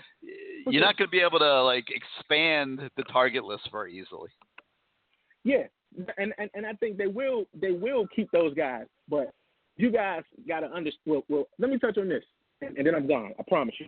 You said something about us missing on the wrong South Florida kids, right? And this is just my perspective. I'm all the way up here in D.C. I've been a Cane fan my whole entire life. I love football because of the Hurricanes, okay? Miami as a community is the most disloyal community to the university that sits in their vicinity. I've never seen anything like it. From the parents to the kids to the coaches to the 7-on-7 guys to the handlers. It's a lot of disloyalty. And the parents are looking for whoever can come get their sons to get them up into the SEC or wherever else they want to go. It's been like that. Before it was the SEC, all the kids were going to Florida State. Somebody has to, and I agree with guys like, I remember last year you were talking about maybe Urban. If he would have came down, you got to get a guy like that to change. But Miami kids are on the take. The good kids don't come here because they're on the take. And Miami can't get in that game of who I'm going to pay and who I'm not going to pay. It just can't happen. So if you don't think these other kids are going to Georgia and Alabama because some funny things are going on, you're out of your mind. It's really funny things going on. Miami can't get into that game. At the end of the day, it's going to be up to the Miami community for them to have their kids show loyalty to the program, especially if they're being recruited. Now, if they're not going to recruit them, I understand that, right? But if they're recruiting kids hard and they still go to Georgia, what you want them to do? Tyree Stevenson, what you want them to do? They recruited the kid hard. They recruited the guy that went to Nebraska, Francois, hard. He chose to go to Nebraska. You know, it's nothing that you can do about that. But I follow recruiting all around the country. You know, in LA, if the kids go to USC, whether they're 5 and 6, we got to win 20 games for kids to come to us. USC can go 3 for 85 and get everybody they get. That's bull. That's because the community is still supporting USC. And we got to get to the point where things get like that. That's the only way it's going to change. It's not going to change until those things take place. All right, that's Deuce. it, great call, man. Great points, great call, and hope we'll hear from you again next Tuesday night. Yes, sir, man. All right, man. Great talking to you. All right, 563-999-3550, 563-999-3550 is the number. You hit the number 1 on your keypad if you want to come on the show. My man Deuce had a lot of great opinions, I thought. Very opinionated guy and had his thoughts very well together. Now let's go to another guy that always has a lot of opinions, and that's the voice of the fan, Bruce Warner. Bruce, welcome back to CaneSport Live. How you doing tonight? Hey, that guy was great. I mean, he was great, wasn't he? Maybe you ought to have him on the show every week. That guy Deuce was on point on a lot of stuff. Hopefully he does come on the show every week. I thought he was awesome. Yeah, I never heard him before. Have you? He's been on before. But he knows his shit, man. He knows what he's talking about. I'll tell you that. Yeah, he does, and especially when it comes to these guys are going to Bama and Georgia, not because they're not winning, but the other reason he said is, which is true. It is what it is. And he's not wrong. And a lot of people want to say it doesn't happen. They want to turn a blind eye to it. It is happening all over the place. Anyway, so there's a lot to talk about. Let's do Christian Williams. He was beaten out by Couch. He was close to getting beaten out by Dunmore. He did not really bust his ass, and it shows. And that's why it doesn't seem like it's that much of a big deal to the staff that he's not here, because he really wasn't competing as hard as they wanted him to, and that seems pretty obvious, don't you think? Yeah, well, it is a big deal because it's yet another recruit. It's yet another recruiting fail. I mean, right. I got to be honest. I mean, if you look, and I don't know if you saw our State of the Youth series that we did before the season in the summertime, where we go back and we analyze all the last 5 recruiting classes. I mean, there was a pattern there, and it was a pattern of Christian Williamses every single year. Kids that are taken that were improperly evaluated, and you don't go to Alabama and get a cornerback if he's not going to come in and be better than what you're taking from Dade County. And he wasn't better than DJ Ivey. He was not better than Corey Couch, who's from Broward. He just wasn't, and he wasn't better than Al Blades, who's from, Broward County. So, to me, that's a recruiting miss. Like I said earlier in the show, I'm 100% all about going out of state and getting elite football players, but you can't go out of state and get average football players. Well, and if you're 6 and 7 the last couple of years or whatever their record's been, you're not going to get those elite players. They're just not coming. They're lucky they got a lot of these kids so far from South Florida that are committed. The pandemic definitely helped. But, and I was listening to Deuce talk about the recruiting, and that's something that you harp on constantly. But I got to figure, something, they never really had 5-star recruits and 4-star blue chips that are almost 5-star back in the day. What they had was Jimmy and a great staff. They had Dennis and a great staff, and they had Butch and a great staff. And ever since Butch has been gone, look at the records, look at the coaches, look at the staffs, and it's kind of telling. They have had some pretty decent players in the last 16, 17 years. Not all stars, but they've had those same types of players on the rosters before, and they busted their ass, and they played hard. And, they came off probation when Butch was there.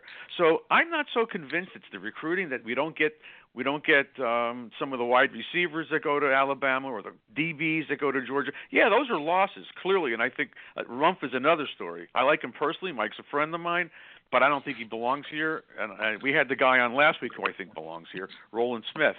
But I just think that the coaches and the staff, and that's what I think is the real problem down here. I just don't trust these guys, and they're in and out, and this one gets changed. There's no continuity, and it shows in the record, it shows in the performance, and it shows in the attitude of these kids. I just don't think – maybe I'm wrong, but I think you said it, and I texted you, this game Saturday is the springboard game for the whole season. If they can't beat Louisville, they're going to struggle against North Carolina, Virginia Tech, Virginia, definitely going to lose to Clemson, maybe struggle against NC State, I don't know, Pitt. Those are games that are very similar to Louisville. Not the high-powered offense, but Louisville's defense isn't so great.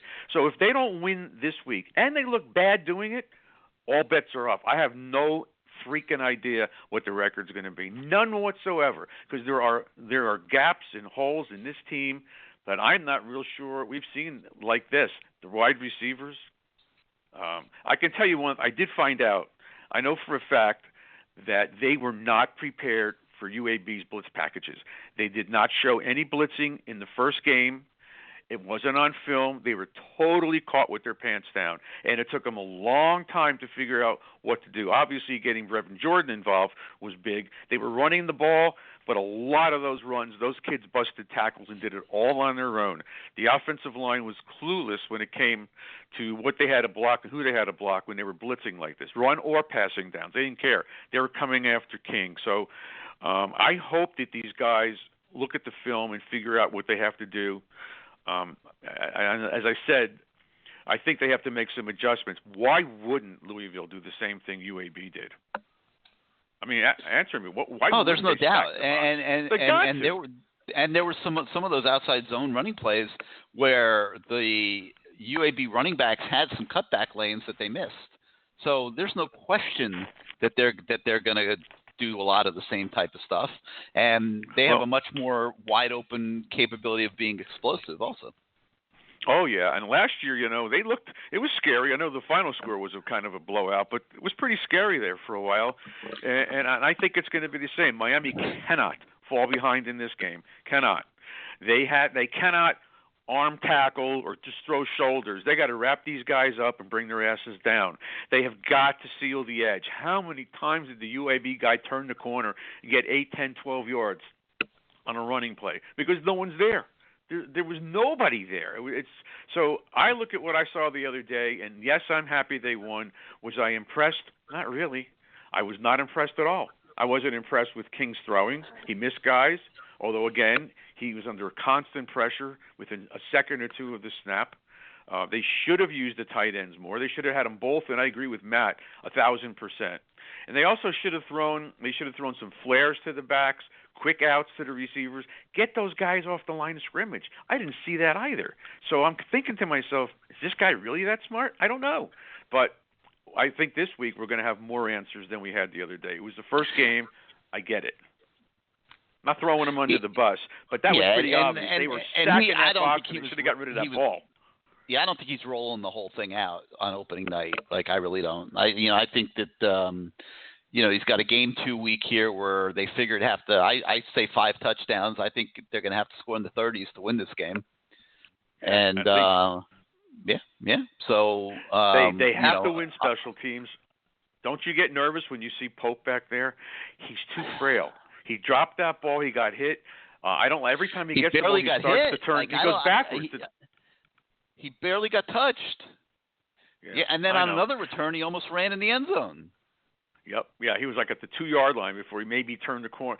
I don't want him back there. I think whoever else was back there. I don't want Knighton back there. He's got enough issues running the ball, catching the ball, and blocking. So the last thing they need to do is put Knighton back there because he's learning so many things on the offense. He doesn't have time for that.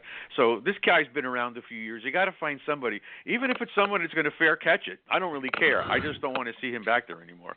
Kickoff's I'm not one sure thing. They have a pure returner. Yeah, they don't have any of that stuff. That's another thing. With all the speed that they should have, where's the return game? Yeah. So, anyway, so I was talking to a bunch of the guys, talking about the DBs. And, again, this Deuce guy brings it up. I talked to Dwayne Stark. So, they got to jam these guys. They have to. You can't be just turning and running back. Because and Blades got caught 3 or 4 times on slants. And he was always a step or two behind. One time he actually got his hand in there and knocked it out. But he's still being beaten across the middle. So don't you think Louisville's going to see that? Of course they are. They got to jam these receivers, mess up the timing in the passing game, and give our defensive linemen a chance to get in the backfield. That's critical. And two, we've got to see Ford push the pocket. He just can't stand there. He's got to push the pocket. He did not have a good game. He knows it. And I know he worked hard this week, so Vera had a good game, but we are going to see a lot more of Miller. We're going to see a lot more of Hunt. We're going to see a little bit of Holly, because that kid can get in the backfield. They've got to disrupt Louisville's offensive scheme. They have to. So if Ford doesn't get it done, he's another one. He's a senior. Get him out of there. There's enough young kids that can play. Yeah, I mean, you certainly need to find out if they can play. Now, if they're not playing them, then that means they're not ready. Well, they're not really ready game-wise because they haven't even had any real. They had 3 scrimmages, big deal. But what they showed is that what they can do, and if this guy can't move the pocket, look, Ford's got to occupy 2 linemen, a center and a guard. He's got to, because he's not a pass-rushing D tackle. The other guys are, so he needs to be able to occupy those 2 guys to keep the linemen off our linebackers. Now, the other day, the linebackers were getting popped, and that's why the safeties were making tackles. Well, when you see that in the game, there's problems. And it starts, I've always told you, and Russell told us, it always starts in the middle. And if these guys don't do their job on the inside, you can forget Roche and Phillips and anybody else getting sacks. It's not going to happen. So it all starts in the middle up front. And I'd love to see us really put a smacking to this team and beat their brains out and not just beat them, because they must have some revenge in their mind. But and the other concern, obviously, and I touched on it a few seconds ago, about King's accuracy. He knows he did not have a really good game. He had a couple of easy chippy touchdowns that he missed.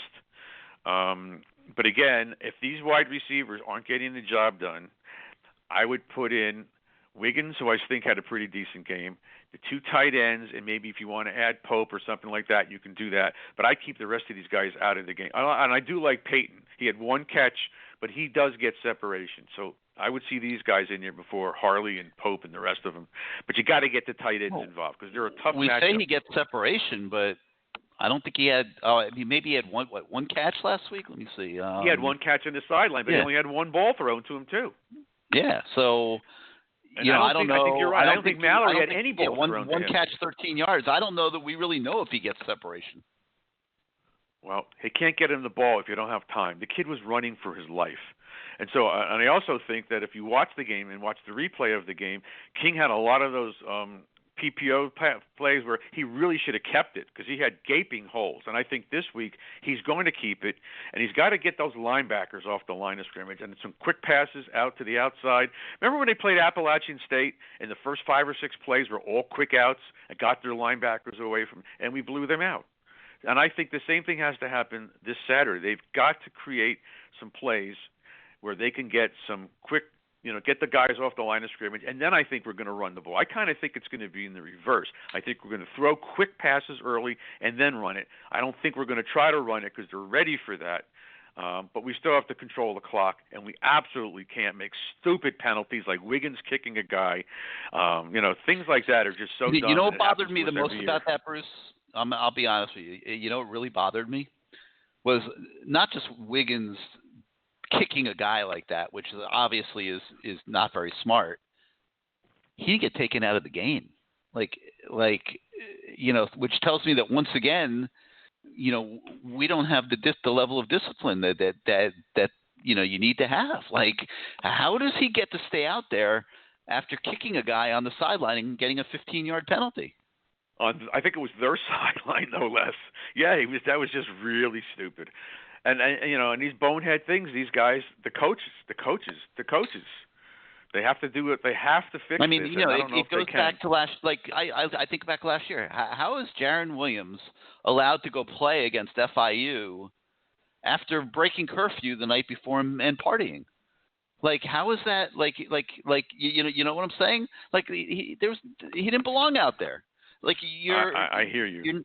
You're not. I hear you. I'll make it real clear to all the listeners and to you.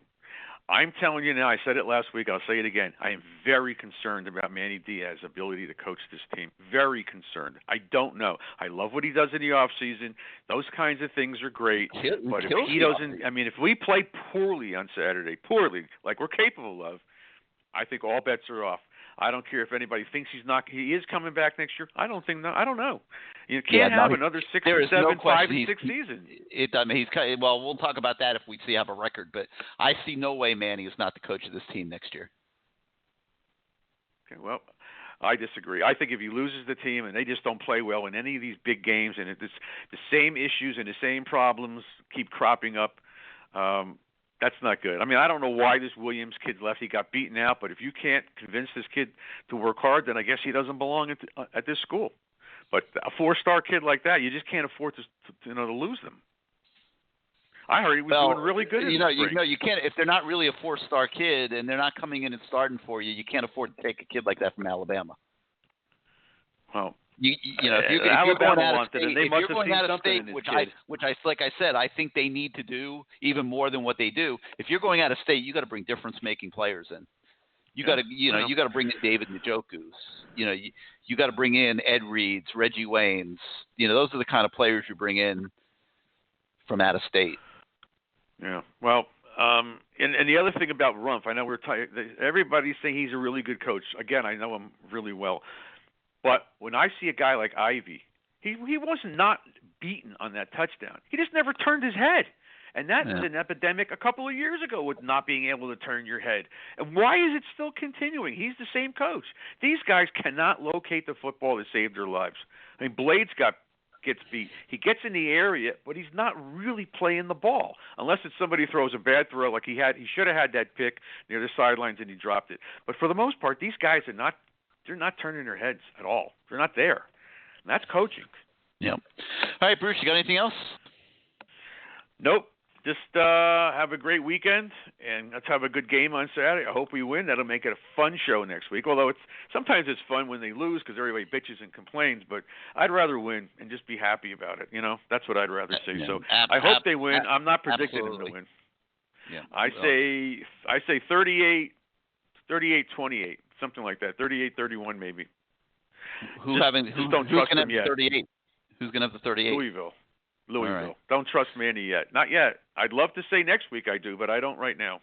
This is where Manny's got to prove himself.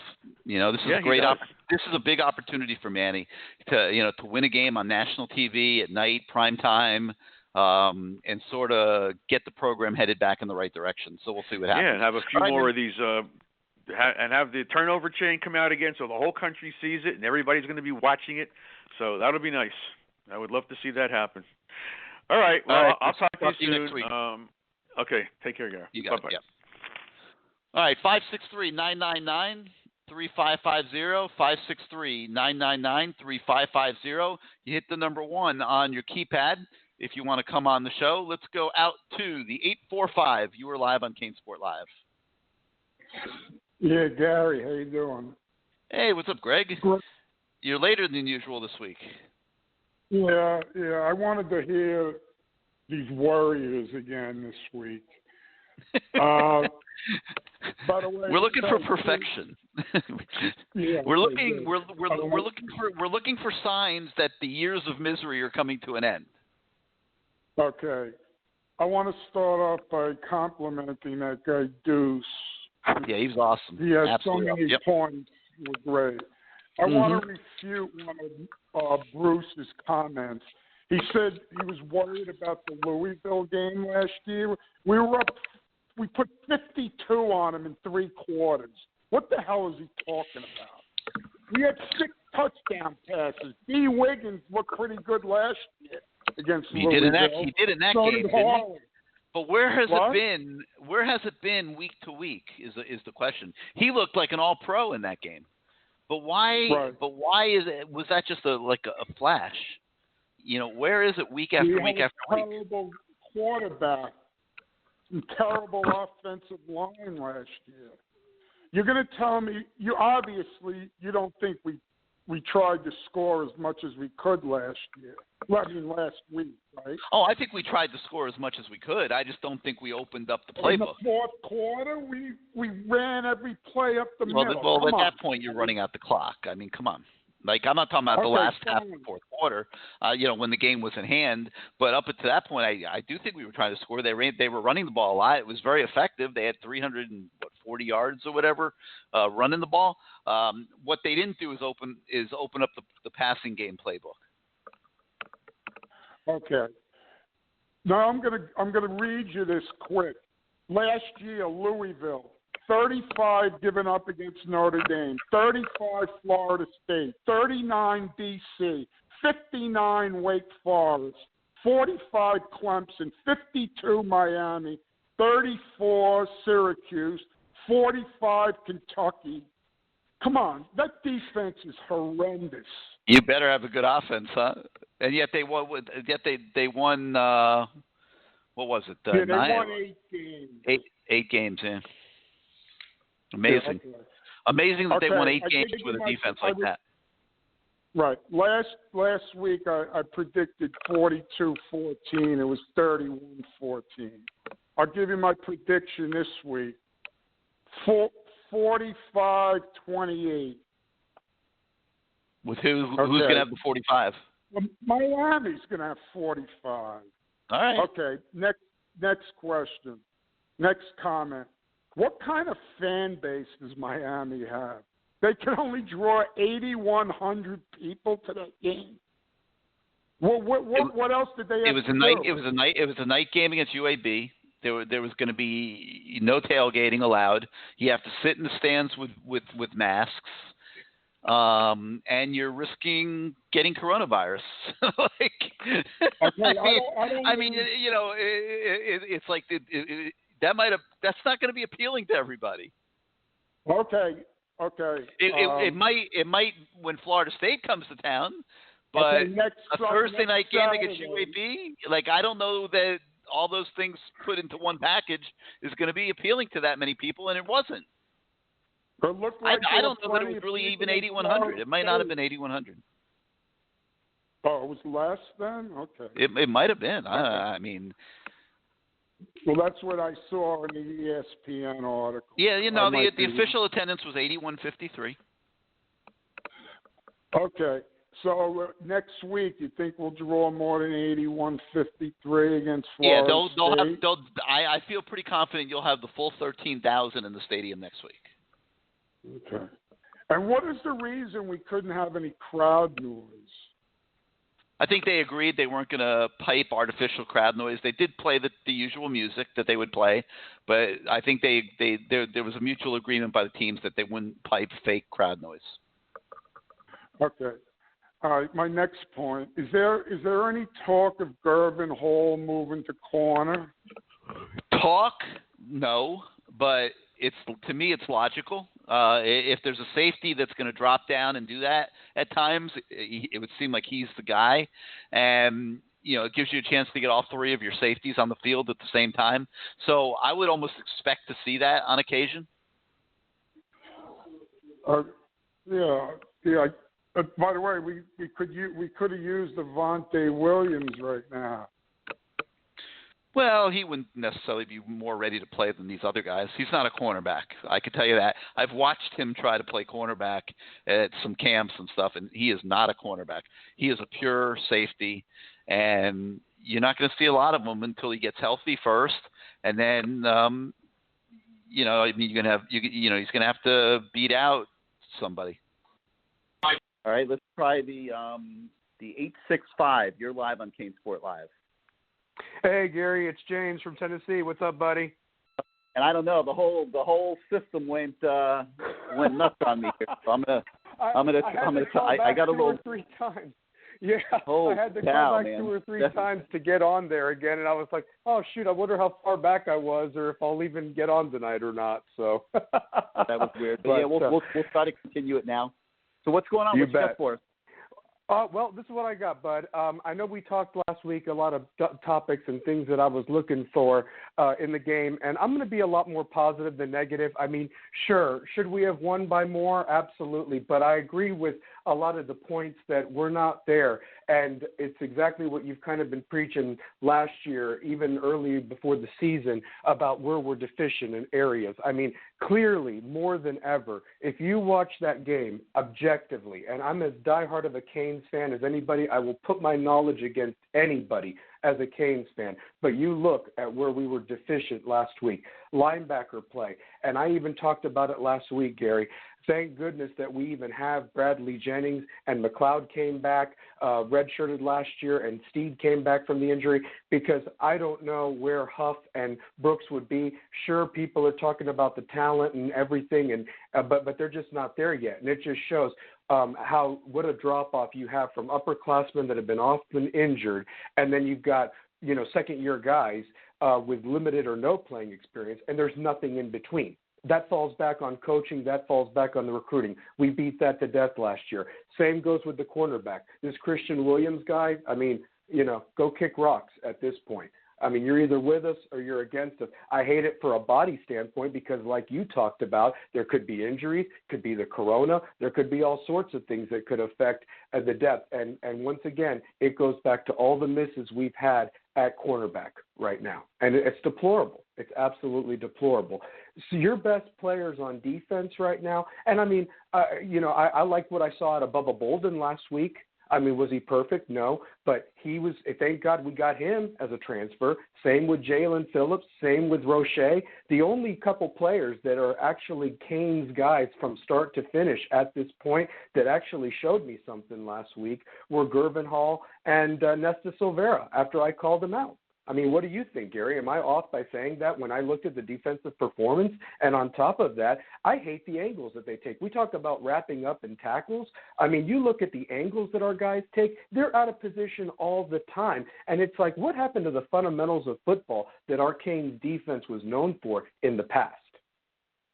Well, I don't think you're off at all. But I mean, let's give them the benefit of the doubt. There was no spring practice.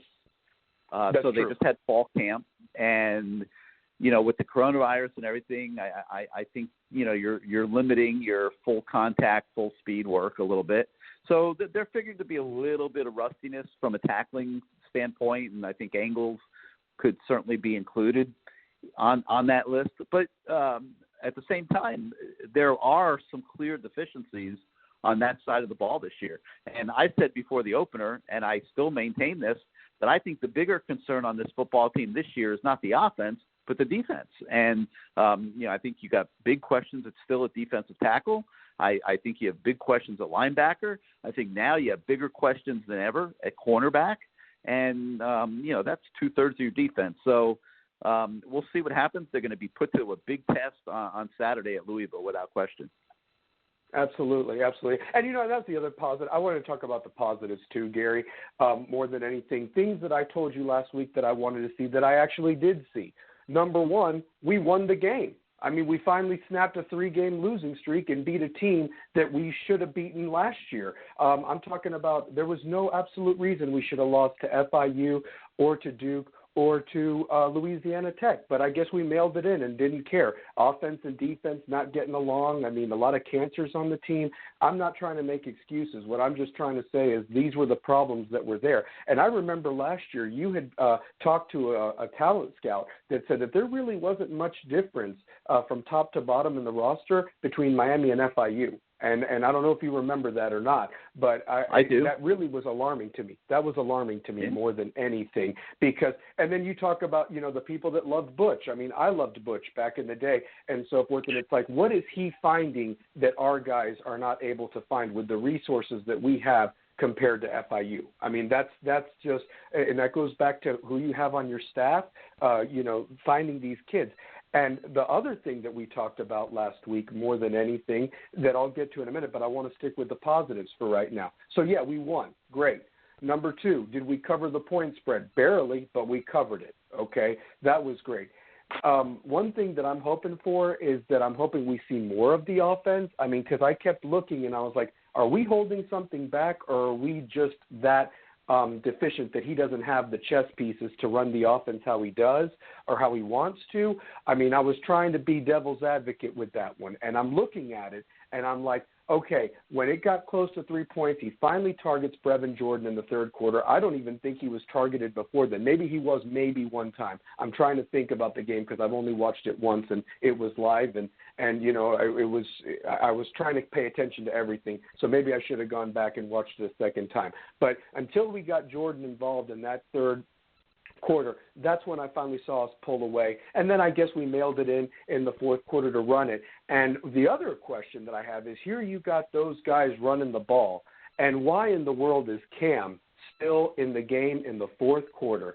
I about had a stroke when he grabbed his knee. I felt the same way. Yes. Brother. I mean, and you know what the thing that got me the most or whatever? Was in the game for a while. Probably a series longer than he needed to.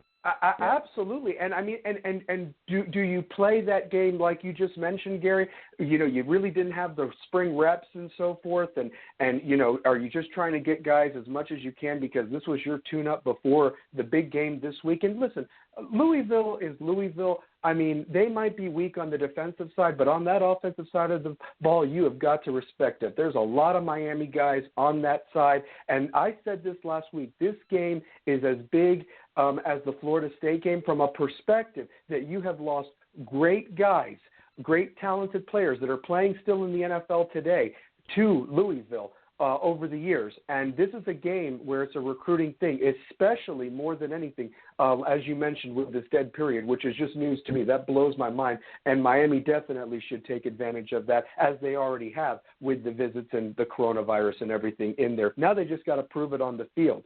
The other positive thing that I saw, with the exception of the boneheaded play by the receiver there, and his name just escapes my mind. But you're absolutely right with the discipline. I mean, why he was still in the game after something stupid like that just shows either there's no discipline, which I might contradict myself with what I'm about to say, but at the same time, you pull his ass out of the game and let him sit there and think about it, because this is not an offense. We're not there yet where a 15-yard penalty doesn't hurt our offense. I mean, we're hoping to get third and short more than anything, not third and long. And you saw in drives last week that it was third and long, and might as well get the punter out there.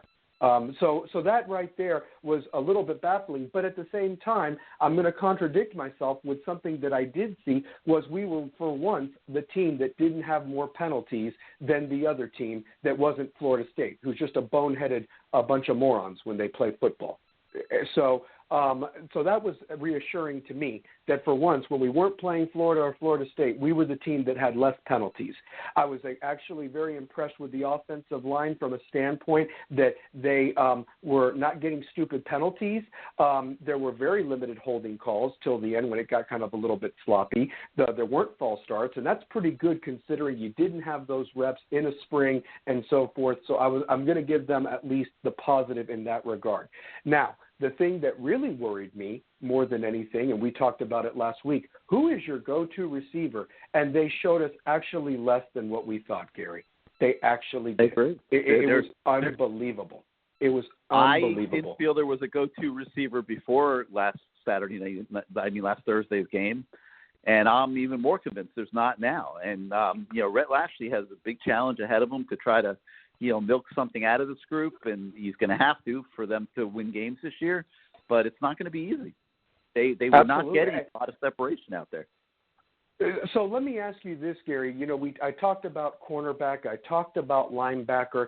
Are there any guys that are either committed to us right now or that you might hear might flip, or anything that maybe could help us have that go-to that can step in there, like one of these guys that you see step up for these other programs? You said South Florida has failed us in that regard with, the misses that we've done.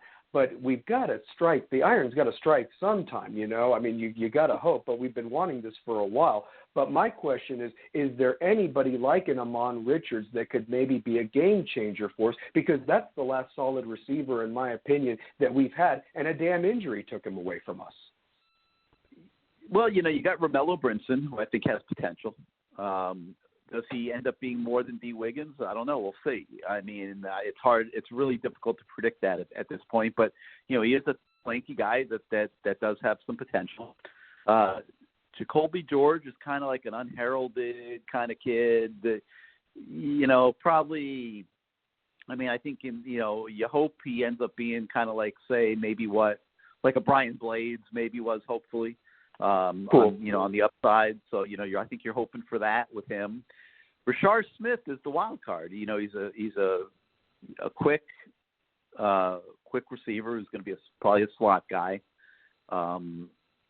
And we'll just have to see how his game translates to the college level. But right now, I would have to say no. I'm not convinced that you're getting an elite guy in that group of wide receiver commits this year.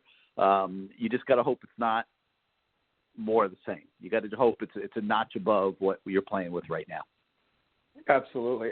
It's just, and I hope you're right, and I hope that if there's a receiver out there that even is thinking about Miami, and if De'Aaron King, comes back next year, I don't know how that's going to work out, but and a lot of it's what ifs. But if that happens, that guy could maybe say, hey, maybe I have this great quarterback, and let me see what we can do. And depending if Van Dyke or somebody else, comes out there and can carry the mantra and so forth, the Miami quarterbacks from here on out, because we haven't had the consistency at that position in a long time. I don't know if that could change somebody's mind. But any great receiver that is either afraid of competition. It's such a double-edged sword when you say that, because you want the guys to compete. But at the same time, you look at what's in the room right now. If I was a stud receiver, I'd look at the program and I can walk right in there and start day one. They don't have anybody that's a go-to at this moment. You look at Harley, nice player, but he's just not been what we wanted him to be in terms of a South Florida guy. Pope, I said it last week, and that performance was as bad as you could get, honestly. The punt and the contact, and I just don't know about him. Jeremiah Payton, I'm still having my fingers crossed on. So I'm hoping maybe we see something more this week. And Wiggins is a possession receiver. He made a hell of a catch, dragged the foot in, and so forth on that one, but he disappeared after that, other than the kicking another player and got us a penalty because of it. A couple more positives. I loved what I saw out of De'Aaron King. It was nice to have a leader out there, but like you said, he was out there way too long. So I'm excited to see what he brings to the table this week, especially against a defense that I don't think they might have some athletes out there, but I think schematically they're better coached at UAB. They may not have the talent, but I think that the defense we played last week was better and smarter and more experienced than the defense we're going to see this week. I might be wrong, but that's what I'm thinking off the top of my head. And I really hope that we see the three-headed tailback monster back there. The other thing I was surprised about is why was Cam in the game so late when Burns was available to take those reps, especially if you don't want to get the freshman. And I know that Burns has had a career where he's gotten hurt, but I about just went ape shit when I saw Cam clutch his knee, and I'm like, are you kidding me? Is this happening all over again, like Mark Walton, and we lose a guy right away before it even starts? It was just baffling to me. So I was impressed with the running game. Offensive line did a little bit better, still has a long ways to go, like you said. But the tight ends have got to be a factor. Brevin Jordan and Mallory needs to even play wide receiver at this point, because they need both those guys out there at this point, because the wide receiver core has failed you.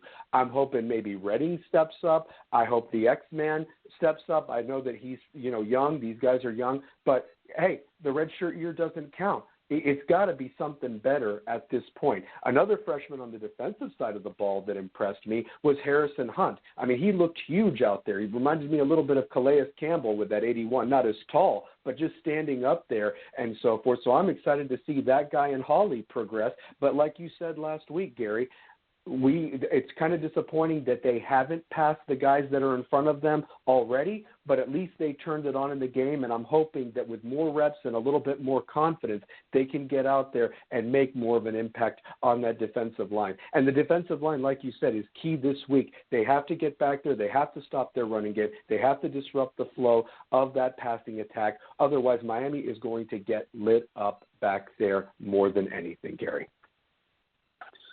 Well, hopefully that doesn't happen. I agree with you that the possibility does exist. I mean, they got a lot to show on Saturday night. Like I said, this is a massive, massive night for the entire program. It is. I'm going to give a score prediction real quick, Gary, and I'll let you go to get the other callers. Love the show as always, brother. Thanks for taking my call. I've got our Canes winning. I'm going to go 38-28, Miami. And it's nice to finally have a punter and a kicker that you can rely on. That was my last positive that I didn't touch on. So I'm hoping that we can at least keep that continued going. And if the return game can meet that, special teams lost us games last year. I think it's going to be a factor in games this year, and hopefully that side of the ball doesn't fail us, because it was the difference between 2 or 3 games last year that make the record look a lot better. Anyway, go Canes. Thanks for having me, Gary. All right, man. Great call. Give us a buzz next week. All right, 563-999-3550, 563-999-3550 is the number. Hit the 1 on your keypad if you want to come on the show. Let's go now to the 973. You're live on CaneSport Live tonight. Gary. What's up, Mr. Ross? How you doing, man?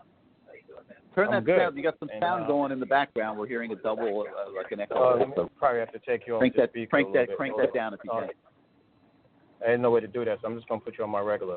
All right. Yeah, man. I don't appreciate that guy calling you and acting like it was me, man. I didn't like that. You had a little copycat there. Yep. That was funny. Yeah, I didn't appreciate that, but here's the thing. He likes to joke around. Yeah, it's all right. It means you've made an impression, Ross. So take it as a compliment. I don't think I made an impression, but I think he was trying to make a point that you reinstated him and he wanted to surprise you a little bit, but he sounded nothing like me. He could have done it a little better, but it's all right. Well, he's he's legendary on our message boards, and oh yeah, I don't think he's ever. Oh, okay. I don't think he's ever called the show before. So. I think it was the first. So you must have banned him for a reason. He was legendary, but yeah, anyway, let's get to some. Have a little fun. But go ahead, man. What you got? Hey, let's get into this a little bit. Like I said, I had no reason to think that we was gonna lose that game or anything. So but hey, can our guys make sure when our running backs, I don't care who it is, run a play after 15 or 20 yards and they're huffing and puffing, and they're coming back to the huddle, can you not give them the ball the next play? I mean, what are we doing there? Why are you having him the ball after he just had a 20-yard run? He's getting the ball. I don't care if you're at the goal line or not. He's tired. After one run? That was – yeah. But I'm saying, if you got to know that your running back is tired. And I know you're trying to score. You better not be tired after one 20-yard run. But Gary, we've been doing that for years, and I don't like it. Because what happens the next play, you get nothing out of it. You always get blown up right after that play. All right. Now, listen, I like my QB. I really do. But, Gary, he's little, and he's real little. He's scary little. He might be 5'9". I mean, might be. He's scary little. And it's going to limit at times what you can do down the middle of the field, because I'm not sure you can see the middle of the field, Yeah, I don't need an NFL quarterback, but here's the thing. I'm questioning, and I like him, like I said, but I'm questioning, can he complete all the throws? Does he have the package? I don't know if he could do. He might not be able to throw the ball in the flat. Most of the throws were to the outside. I remember kind of one ball sort of over the middle. But you got to remember, Ross, what you're comparing to. I mean, he's better than Jaron Williams from the Cozy Perry. Oh, he's 100%. He's 100% better. But I was just saying, so you I'm a little concerned about. You absolutely take the transfer and run with it. Yeah, and then you have Mike Hurley. Listen, I understand that he's fast. I understand that he's quick. But it's obviously that we cannot throw the ball deep to him because he's not going to be able to run onto the ball. For one, he's not big enough. So you got to stop going back to him. Keep going back to him on the deep balls. Can we find somebody else with a little bit of height that's going to be able to run on that ball with his height? They don't have anybody with his speed. And that's a shame if that's the case. Pope is a little bigger, but Pope doesn't exactly get open. It's a and big I know problem. this. I know that. It's a But continued here's the problem. thing. I know he's receiver. a freshman, but the kid from San Diego is not a speedster. We'll have to see how fast he is. I mean, I don't think he's necessarily 4.4. I mean, he's a nice looking prospect. He looks like he has some potential, but I don't know that he's 4.4. Like, I don't know. What it is. I watched a lot of tape on him, and love. Did he look his 4.4 to you? Yeah, he looks pretty fast. I mean, he's considered. He was going to Washington State. Let's keep that in mind, where they throw the ball every time down, and they go, and they go deep. So I think I'm a little concerned that we're taking kids, and they're supposed to perform a certain way, but when we get them, they're not performing in that way. It's a big problem. It's a big problem. Like I talked about earlier, it's a big problem that the South Florida kids aren't rising up, because we're taking a lot of them, and they got to be the heart of the football team. They have to rise up and be better players than what they are right now. Here's another question. I didn't hear the beginning of the show. All right, I didn't get the beginning of the show. So I actually got on when the guy was trying to act like he was me. That's literally when I came on. He kind of threw me off because I thought you was going to come on yesterday. And I said, let me check and see if you're on tonight, and you was. But let me ask you this. I didn't hear the beginning of the show. Those two offensive linemen that opt out, did they opt out before the season even started, or they opt out when they found out that they weren't going to be part of the too deep? No, they opted out. I don't know if their position on the depth chart had anything to do with their decision, but they did opt out before the season. Oh, okay. And also about the kid Williams, I could be wrong. You're going to correct me if I'm wrong, but I heard some other stuff. People are saying he's quitting. He's quitting. If you want to call it quit, fine. But I heard it was almost like a team violation. He had something to do with COVID. I think he's being a 19-year-old college kid in a sense. You know what I mean? That's not what was said. If that were the case, what was said was that he had a problem with the fact that he wasn't starting, and he didn't want to compete for it. Yeah. Okay. Because now we're getting mixed. I have not heard anything that would suggest it was. I have not heard a thing that would suggest it was COVID related. Okay. All right, Gary, help me with this. Our linebackers, right? Now, I don't want to pick on nobody. I know a lot of people listen to the show. Got family members probably listen to the show. But our linebackers, help me with this. Did McLeod look good, or did he look bad? He looked like a guy that hadn't played football in a year and a half, 2 years. I mean, he didn't look great. He just was kind of so-so. And the reason why I'm asking this because I'm at the point right now where if someone is better than anybody that we're playing, please put them in. I don't want to do this. I don't want to watch another year of we have the talent on the sideline and we just got to sit there and watch somebody else play. I'm not interested in that. You saw them make the move on the O-line. They moved Ja'Kai Clark in as a starter at left guard over Traore. I mean, great move. Great move. That kid played excellent. He played really well last year. And they say he lost his position to start this year because he was a little banged up. So it's not like it was anything that he did. He was just a little banged up. So like they're showing a willingness to make changes and make moves. But I don't know how many options. I don't know that they have all the options that maybe you'd like to think they have. It's not about me just thinking about options. I just don't want guys playing anymore that just doesn't belong on the field. I look at McLeod and he's getting beat. Yes, he hasn't played in a while, but he's getting beat. He's recovering. Like you haven't played in a while, but we also watched a lot of football this weekend. And I'm not calling this to be negative tonight because actually I enjoy the victory. A victory is a victory, and I am, Gary. I want wins and I want everything when it comes to the cane, but I just don't. I need performance, and we want to be able to think that we could put the right guys on the field that's going to perform. And at this point right now, I just don't believe that we're doing that. Ivy didn't get beat, and he's not turning his head around, let's get him off the field and play somebody else. Because I have to believe he's being taught to turn his head around, and it's not happening. So why are we being extra patient? Because me and you both watch a lot of all you have football. All you have behind him is the Corey Couch, who has not played a ton of football.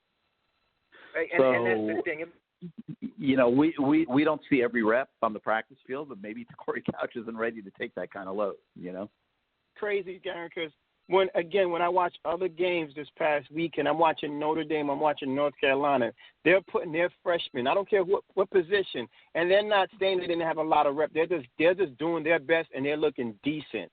How much rep did the kid Sims had as far as summer, and he came out and performed decently against Florida State?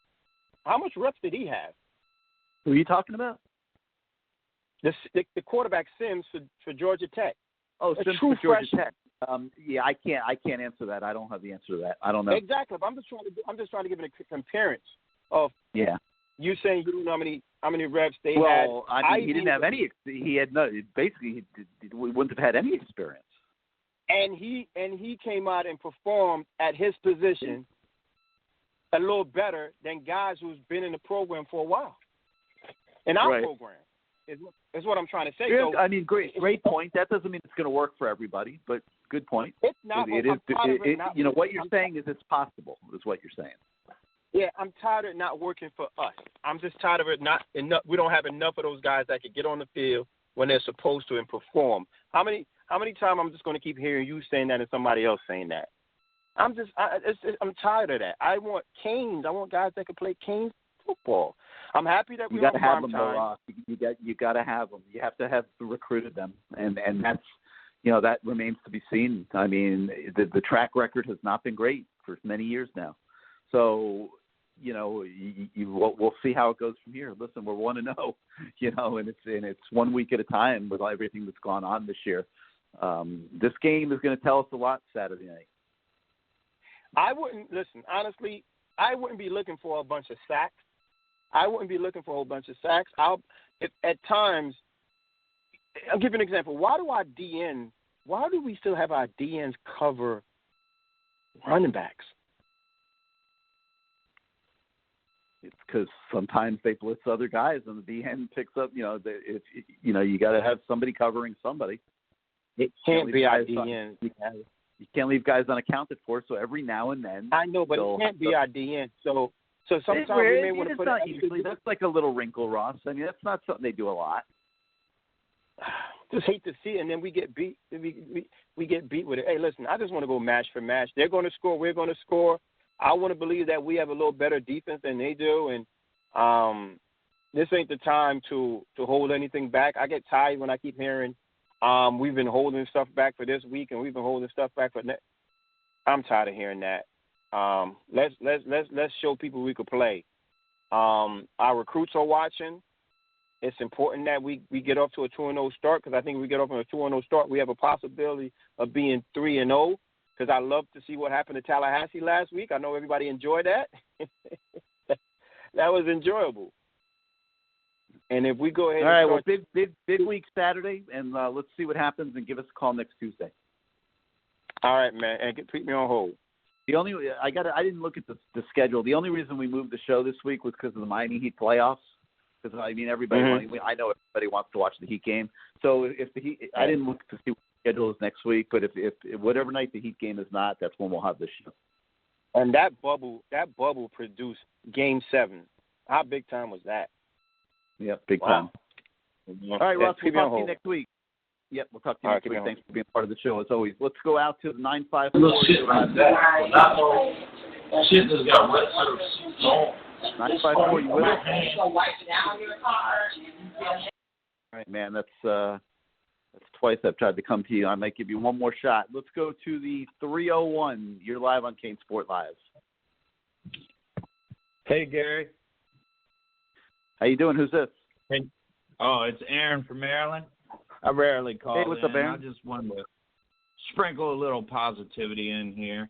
I think Knighton and Chaney looked really, really good, and I think that's one of our downfalls as a team, besides unrealistic expectations all the way around, is I can see that position where iron sharpens iron.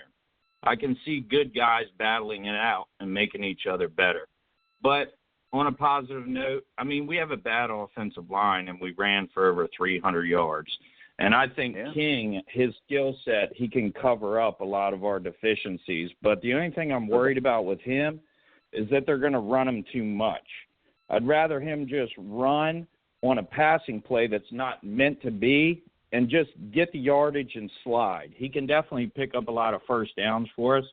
And maybe I'm in the minority here, but I think UAB is a lot better than people think. They returned 10 starters, and I don't understand what people really want. I mean, it's a new offense that's totally different than anything we've ever tried to run. We don't even really know if we have the linemen or some other players that are going to fit this thing. But it's always the same problem with this situation. It's one step forward and two steps backwards, whether it's unforeseen injuries or guys leaving early that have no business leaving early. And that's just really hurt us. So I'm willing to give them a few more games with COVID because to me, this system looks like it needs repetition, reps and reps and reps, and I think they'll get better. I'm shockingly surprised at Manny Diaz because the recruiting seems way better than it really should. But I know a lot of people really want Rumph out of here, and it's a weird thing because it's like Monday morning quarterback. Everybody can complain about what happened, but look at it from the other side. Okay, let's say we don't have Harris in there. We have a different guy in there, and he fumbles. Then everybody's going to say, well, why was that guy in there? You know, I understand we want to get the youth involved, but we really want to get the W. So I can understand the coaching staff going with guys who have practiced more and have a better understanding. But if we're going to start axing people, I think we ought to get rid of Blake James because he's never really been anybody, and that's part of the problem. If you look at the coaching staff, who has really been in a position higher than what they're in right now? Pretty much no one. So everybody is either a first-time guy at the position or over their head. And I don't know of any business in America that can be top to bottom with people who have never done a job on that level and expect elite results. But anyway, I don't see anybody other than maybe Jed Fish, and maybe I forgot someone, who's left for the NFL or for even a higher position or even a better school. That's part of the problem, that nobody really wants our coaching staff. And if people want to get rid of Rumph, that's fine to say, but no one ever has a suggestion of a realistic alternative. Who do they think we can bring in here that wants to come here? Roland Smith is one name. Well, I'm just a regular guy on the couch. You know, I love the Hurricanes, and I don't know all the details. Better than Mike Rumph? We can't answer that question. We don't know, but that's a name that has come up. Okay, and just real quick, I'm going to get off here. I know you have a lot of calls and people want to call in, but I'm not really tripping over this C. Williams kid because the same thing with our coaching staff. Almost all the players that leave here, they never really end up going to the NFL or to big-name schools, or they never really blow up anywhere. I mean, you could say Cager or different people, but it's very, very limited. So I just feel like, hey, if you're not with us, you're against us, either be down or lay down. I'm out, Gary. All right, man. Thank you for being part of the show. Yep. All right, guys. I had a chance to talk to Manny Diaz this week, and kind of talk to him about the opportunity of going to Louisville, and also, did he feel like playing UAB, a little bit more high quality of opponent on opening night, paid dividends in terms of the development of the team? And I just wanted to really quick let you hear what he said. The first part of your question, I mean, there's tremendous value in beating UAB. I mean, I don't know if anybody believed me, but I kept saying before we played them that they're a really, really good football team, and they have really good football players. And watching them in person, the running back's a really good player. The wide receiver is a really good player. Their offensive line did a really nice job. Defensively, I mean, there will be defenses we play this year that aren't as good as their defense. They won't lose many more games this year. But to your point, just getting that adversity, getting that challenge. Look at college football on Saturday. I mean, there's not as many these games. Sometimes we call upsets. Sometimes they're not as much of an upset as we think they are. So our guys learned a lot. They were certainly tested, and I think we will be better for that going into game 2. Now, in terms of everything you're saying surrounding the game, that's exciting. I mean, our guys come to Miami to be in those type of atmospheres in terms of, I know the fans won't all be there, but in terms of game day and whatnot. But I think you mentioned something about, prestige and these type of things. As you know, that's always a moving target. I mean, whatever happens, what's important this week, there's something more important than the following week. So the focus still has to be on playing a football game against Louisville's football team. And, and all the sideshow stuff really won't matter once we get to kickoff. Also had a chance to talk to Manny about the departure of Christian Williams, and here's what he had to say on that topic. Obviously, we got the news yesterday, or the reported news, that Christian Williams is no longer with the team. I guess, can you just comment on that? Are there going to be any position changes to try and help out the cornerback spot? How do you deal with that? And then any particular reason, I guess, that you think he might have left? It was maybe an illness or just a depth chart issue? I mean, sometimes it's just a fit, and Christian's a good young man, comes from a good family, but ultimately it comes down to competition on Green Tree practice field, and that's what everybody wants, right? That's what everybody says, if we want it the way it used to be one time, and you got to be able to compete. You got to be able to be the best version of yourselves, and we've had nothing but competition, and one thing we pride ourselves as a secondary is playing the most competitive guys, and I like the guys we got. I like the guys we roll with. I love the way that Isaiah Dunson is competing. You know what I mean? I think he'll be in the mix more and more as the season goes on, just like Brian Balaam. I think those two guys, for young guys, really have a competitive spirit. But, look, this thing totally transformed. Look at our pass defense numbers since 2016. We know what we're doing when it comes down to stopping the pass. And I love the guys we got. I love the guys we got back there. I think they feel the bond. It's important to have any type of secondary play. You got to know that everybody out there has got your back. Everybody out there is going to compete at a high level. And the only way they know that is by what happens on that practice field right outside that window. So, like I said, I wish Christian the best. I think he's got a good future ahead of him, but I think so do we. All right, so that was Manny Diaz on those two topics. Got a last call for calls for tonight, 563-999-3550, 563-999-3550. You hit the 1 on your keypad if you want to come on the show. So get in now if you want to come on tonight. I'm going to touch now on the topics that were given to us by the posters at CaneSport.com for tonight's show. Do you believe Manny Diaz should be more hands-on to save this defense and perhaps the season? On a scale of 1 to 10, how concerned are we about Satterfield's Louisville offense versus this Manny-Baker defense? More hands-on, the first thing I would say is he is hands-on. And I think, we've had a lot of comments in that regard tonight, and I wouldn't be thinking along the lines that some of you guys are thinking. This, without question, is Manny Diaz's defense. I think Blake Baker has the opportunity to add some wrinkles as he sees fit and bring them to Manny, but I don't think there's anything going on the defensive side of the ball that Manny Diaz is not signing off on. So if you want to call it the Manny-Baker defense, I'm okay with that. I think that's more appropriate. Now, concerned about how Satterfield's Louisville offense is going to do against this defense? Yeah. The poster said he's at a 9. I'd say I'm right there with him. I mean, this team is very explosive. They have some very good skill athletes, and they have a phenomenal scheme. And Satterfield can really dial it up. And I think Louisville's going to move the ball on Saturday night. And I think the defense is going to be susceptible at times. And this figures to be a shootout. And it's going to be really interesting to see how both sides of the football team hold up against that kind of pressure. Can the offense keep pace scoring? Can the defense hold them down a little bit? So we're going to learn a lot about the 2020 Miami Hurricanes on Saturday night. I don't think there's any question about that. If it played out any other way, I think it would be a surprise. So, we'll be able to come back here next week with a lot more definitive words about this 2020 defense. What impact on a scale of 1 to 10 is Chris Lashley going to have short and long term on this team? Well, I mean, the thing I would say to that is he, without question, has the opportunity to register a 10 in that regard. I mean, he's got total control of that side of the ball.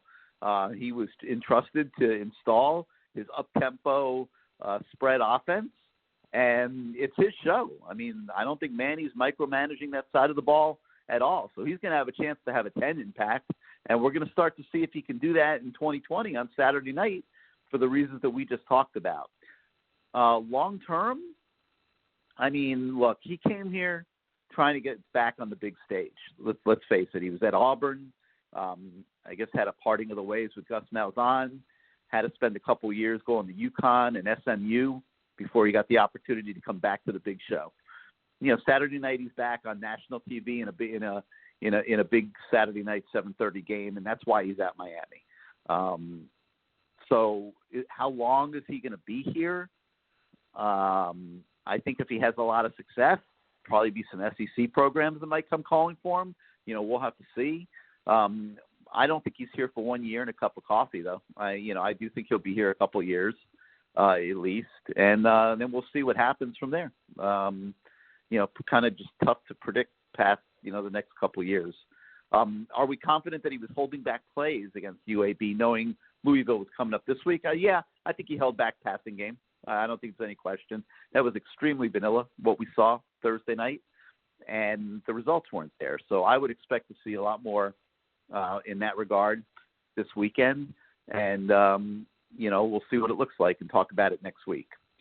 Who's to blame for the poor recruiting and depth at cornerback? Is Mike Rumpf on thin ice this year with the cornerback room in disarray, mediocre recruiting, and lack of on-field results? I mean, I'm not going to say the cornerback room is in disarray. I mean, because Christian Williams left. I mean, obviously, that was not a good development for the program. I don't think there's any question at all about that. But program in disarray, I don't think I would say that. Mediocre recruiting. I mean, if Al Blades and DJ Ivey don't step up and Corey Couch doesn't step up, hell yeah, it's mediocre recruiting. So we'll have to see if one of those guys rises up and turns into a real, top shelf frontline cornerback this year. But if it doesn't happen, absolutely, that's mediocre recruiting. And yeah, the on-field results were very average on opening night. That's very fair criticism and a very fair question. To be better this week, or else Miami is going to get out of that football game very quickly. Would Mark Pope be a much better cornerback than wide receiver? Absolutely not. He's nowhere near physical enough to be a defensive player. If Mark Pope's going to make it in college football, it's going to be as a wide receiver. All right, here we go, 563-999-3550. It's going to be our last wave of calls for the night. I see we got a couple that jumped in here while I was talking, so let's go to the 904. You're live on CaneSport Live. 904, you with us? Going once, going twice. All right. Next week, let's try the 386. You're live on CaneSport Live. Hey, how we doing tonight? Doing great. Who's this? All right, this is Willie. I didn't know you was on tonight. I hope no one is the question I was calling to ask. I hope no one has already asked the question because I didn't know you was on tonight. But what I wanted to ask you about it anyway.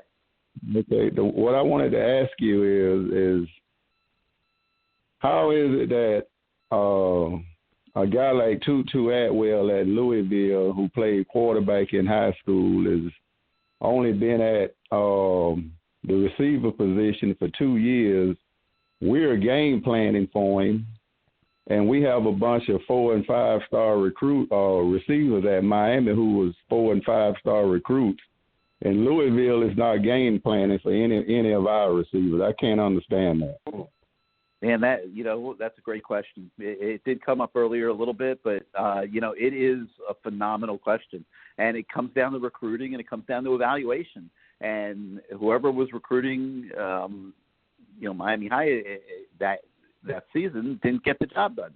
Because, you got to be able to watch that and see Tutu Atwell and say this kid can be a receiver. Like the NFL is going to do that with De'Ara King. I mean, no one's evaluating De'Ara King as an NFL quarterback. He's being evaluated as a potential slot receiver, and he's either going to be good enough or not good enough. And yeah, you got to be able to find kids like that. We've done it here at Miami in the past. One guy that comes to mind was Roscoe Parrish. I believe he was a high school quarterback. So I'm going on memory on that one, but. Yeah, lots of times teams take their best athlete and put them at quarterback in high school, and you got to be able to identify kids like that are going to be elite players at the next level. And Tutu Atwell was a great find by Louisville, and it's meant everything to that program. Hey, I just have a comment. I'll tell you, I didn't know you was on tonight. I say that again, but this is an awesome show. I enjoy listening to it. Maybe you should think about doing it year round. Well, you know what? We do spot it in here or there when there's enough to talk about, but and I agree with you. We're so happy we started this show and people like it. What I don't want to do is overdo it and have bad shows to where it loses its effectiveness. So in the middle of the off season when there's not a lot to talk about, there's not a lot of point in doing a 2-3 hour talk show. Okay, but the last thing I want to say, I'm still with Manny. I supported the hire when they hired him. I think the jury is still out on him. But asking you hypothetically, have we had a coach that, since Butch Davis, that know how to evaluate talent and develop talent, in your opinion? Not the way Butch did it. No, we haven't. Not the way Butch did it. All right. Like I say, I enjoy your show. Look forward to listening in next week. You got it, man. Give us a call next week. All right, last call of the night. Let's go to the 419. You're live on CaneSport Live. How you doing, Gary? Doing great. Who's this? This is Mo from the 419. Hey, what's up, Mo? What you got for us? I'd say it's kind of funny. You just were talking about recruiting, and I think sometimes you get a guy like an Atwell, it's about the scheme that he's put into as well as player development.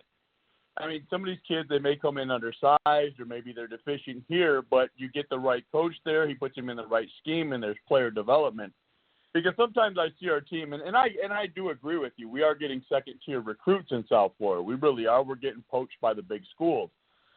But I see us losing to teams that are much worse off than we are if you're looking on the stars or the recruiting aspect. And it makes me wonder, is there a thing, maybe our scheme is off, or maybe the player development? Because you see some kids come in and they just never get better. I mean, some of these old linemen we had come in were promising prospects, and they just never developed into anything.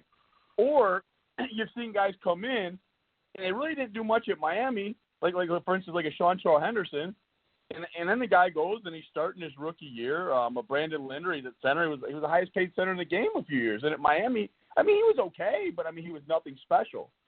So sometimes I think that boils down to development as well as recruiting. There's many facets of recruiting. Obviously, you want to get the big talented recruits, but if you can't, if you are getting second tier guys, you better be damn good at developing them. That's just one of my thoughts. Mm-hmm. I think you're making a good point. I think it's a combination of a lot of things. I think some guys develop as they get older, and I think Brandon Linder kept getting better as he got older. He was never an All-American in college, but ended up becoming the highest paid center in the NFL. To me, the biggest problem the program has had is recruiting evaluation, and just wasting way too many scholarships. And the program's essentially, in my mind, been on self-imposed probation for many, many years. Mm-hmm. Mm-hmm. Yeah, I would agree with that. And as far as this week's game, I tend to think that I really believe Lashley was very vanilla last week, and I think it's going to open up a little different. There's going to be some rust. I mean, of course, you haven't had a spring ball. You've got a new quarterback working with guys he's unfamiliar with. He didn't have the luxury of a spring practice to really get to know these kids.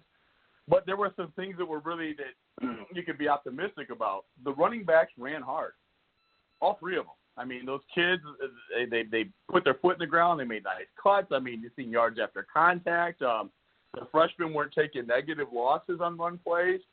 The thing I was really impressed with, the offensive line, I don't think there was a holding call all game.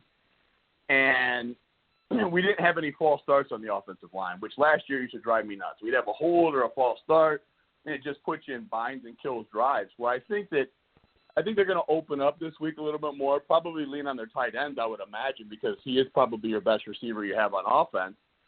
And I think you'll see a much sharper King.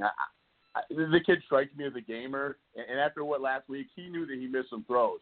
As a matter of fact, I think that was Peyton that he missed wide open in the end zone. I mean, the play was drawn up beautifully, and he just simply missed the kid wide open there down in the red zone. Also, a guy pointed out earlier, caller, King could do more as a runner even. A couple of those read options, he had nothing but green if he keeps that ball. And I'm sure when they watched film and went over that, he saw it. I mean, he could do a lot of things. And honestly, I'm not for him taking hits. But listen, get your 10, 15 yards, get down. I think the offense, honestly, I'm not sold on. I don't care what Louisville did. They changed their defense. They did this. They did that. Yeah, I think they're athletic. They have some kids that are athletic on the defense, but I think they could definitely be scored on. But the thing that concerns me, can our defense slow them down enough? That scares me. Because for our defense to be successful this week, we have to get a pass rush. That's the bottom line. I don't necessarily think our back seven is good enough. I don't think our linebackers or our secondary is good enough. I think we're going to have to get pressure to help those kids out. And the Williams, it is kind of a blow. I mean, any minor thing that happens to one of these DB, you could get a trace thing with this COVID.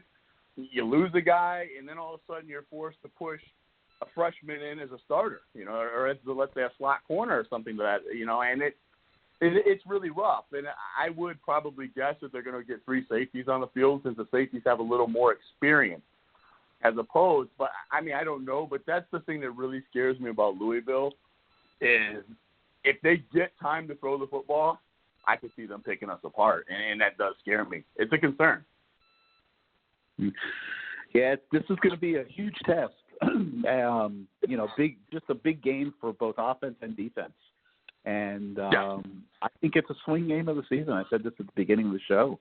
It absolutely is a swing game. This game will tell us whether Miami is going to be a real challenger in the ACC this year or just another middle-of-the-pack team. I would totally agree. I'll tell you the thing, though. I think Louisville offensively will push us as hard as we're going to get pushed other than Clemson. I think, they're kind of offensively on that tier with North Carolina, just different offenses, but similar. There's a lot of team speed. They have a quarterback who can do both things with the ball. He's a dual-threat guy. You got a 1,600-yard rusher who's got a little bit of speed, pop to him. Louisville's offense honestly scares me more than anyone else in the conference other than a North Carolina or a Clemson. And that's Notre Dame anywhere on down. Those other offenses do not scare me at all. That's why this week I think it's a big thing for the defense. Honestly, I would like to see this team next week as opposed to this week, but it's here.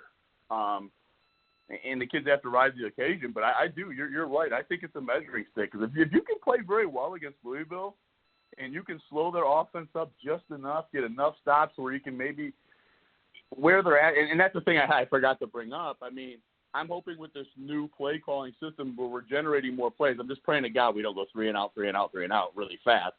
That definitely wouldn't be good. But if we can get these plays running first down, you're running this quick tempo offense. I'm hoping in the third quarter or in the fourth quarter it pays dividends and we just wear that defense's ass out. That's honestly what I'm praying happens in this game. That we can get enough stops and just wear them out and just pull away late. Yeah. All right, well, we'll see what happens. Give us a call next week, and we'll talk about it. Absolutely. Sounds great. All right, man. All right, guys, that's going to be it for tonight. Hope you guys enjoyed the show. A lot of really good calls and a lot of really good topics that we worked through this evening.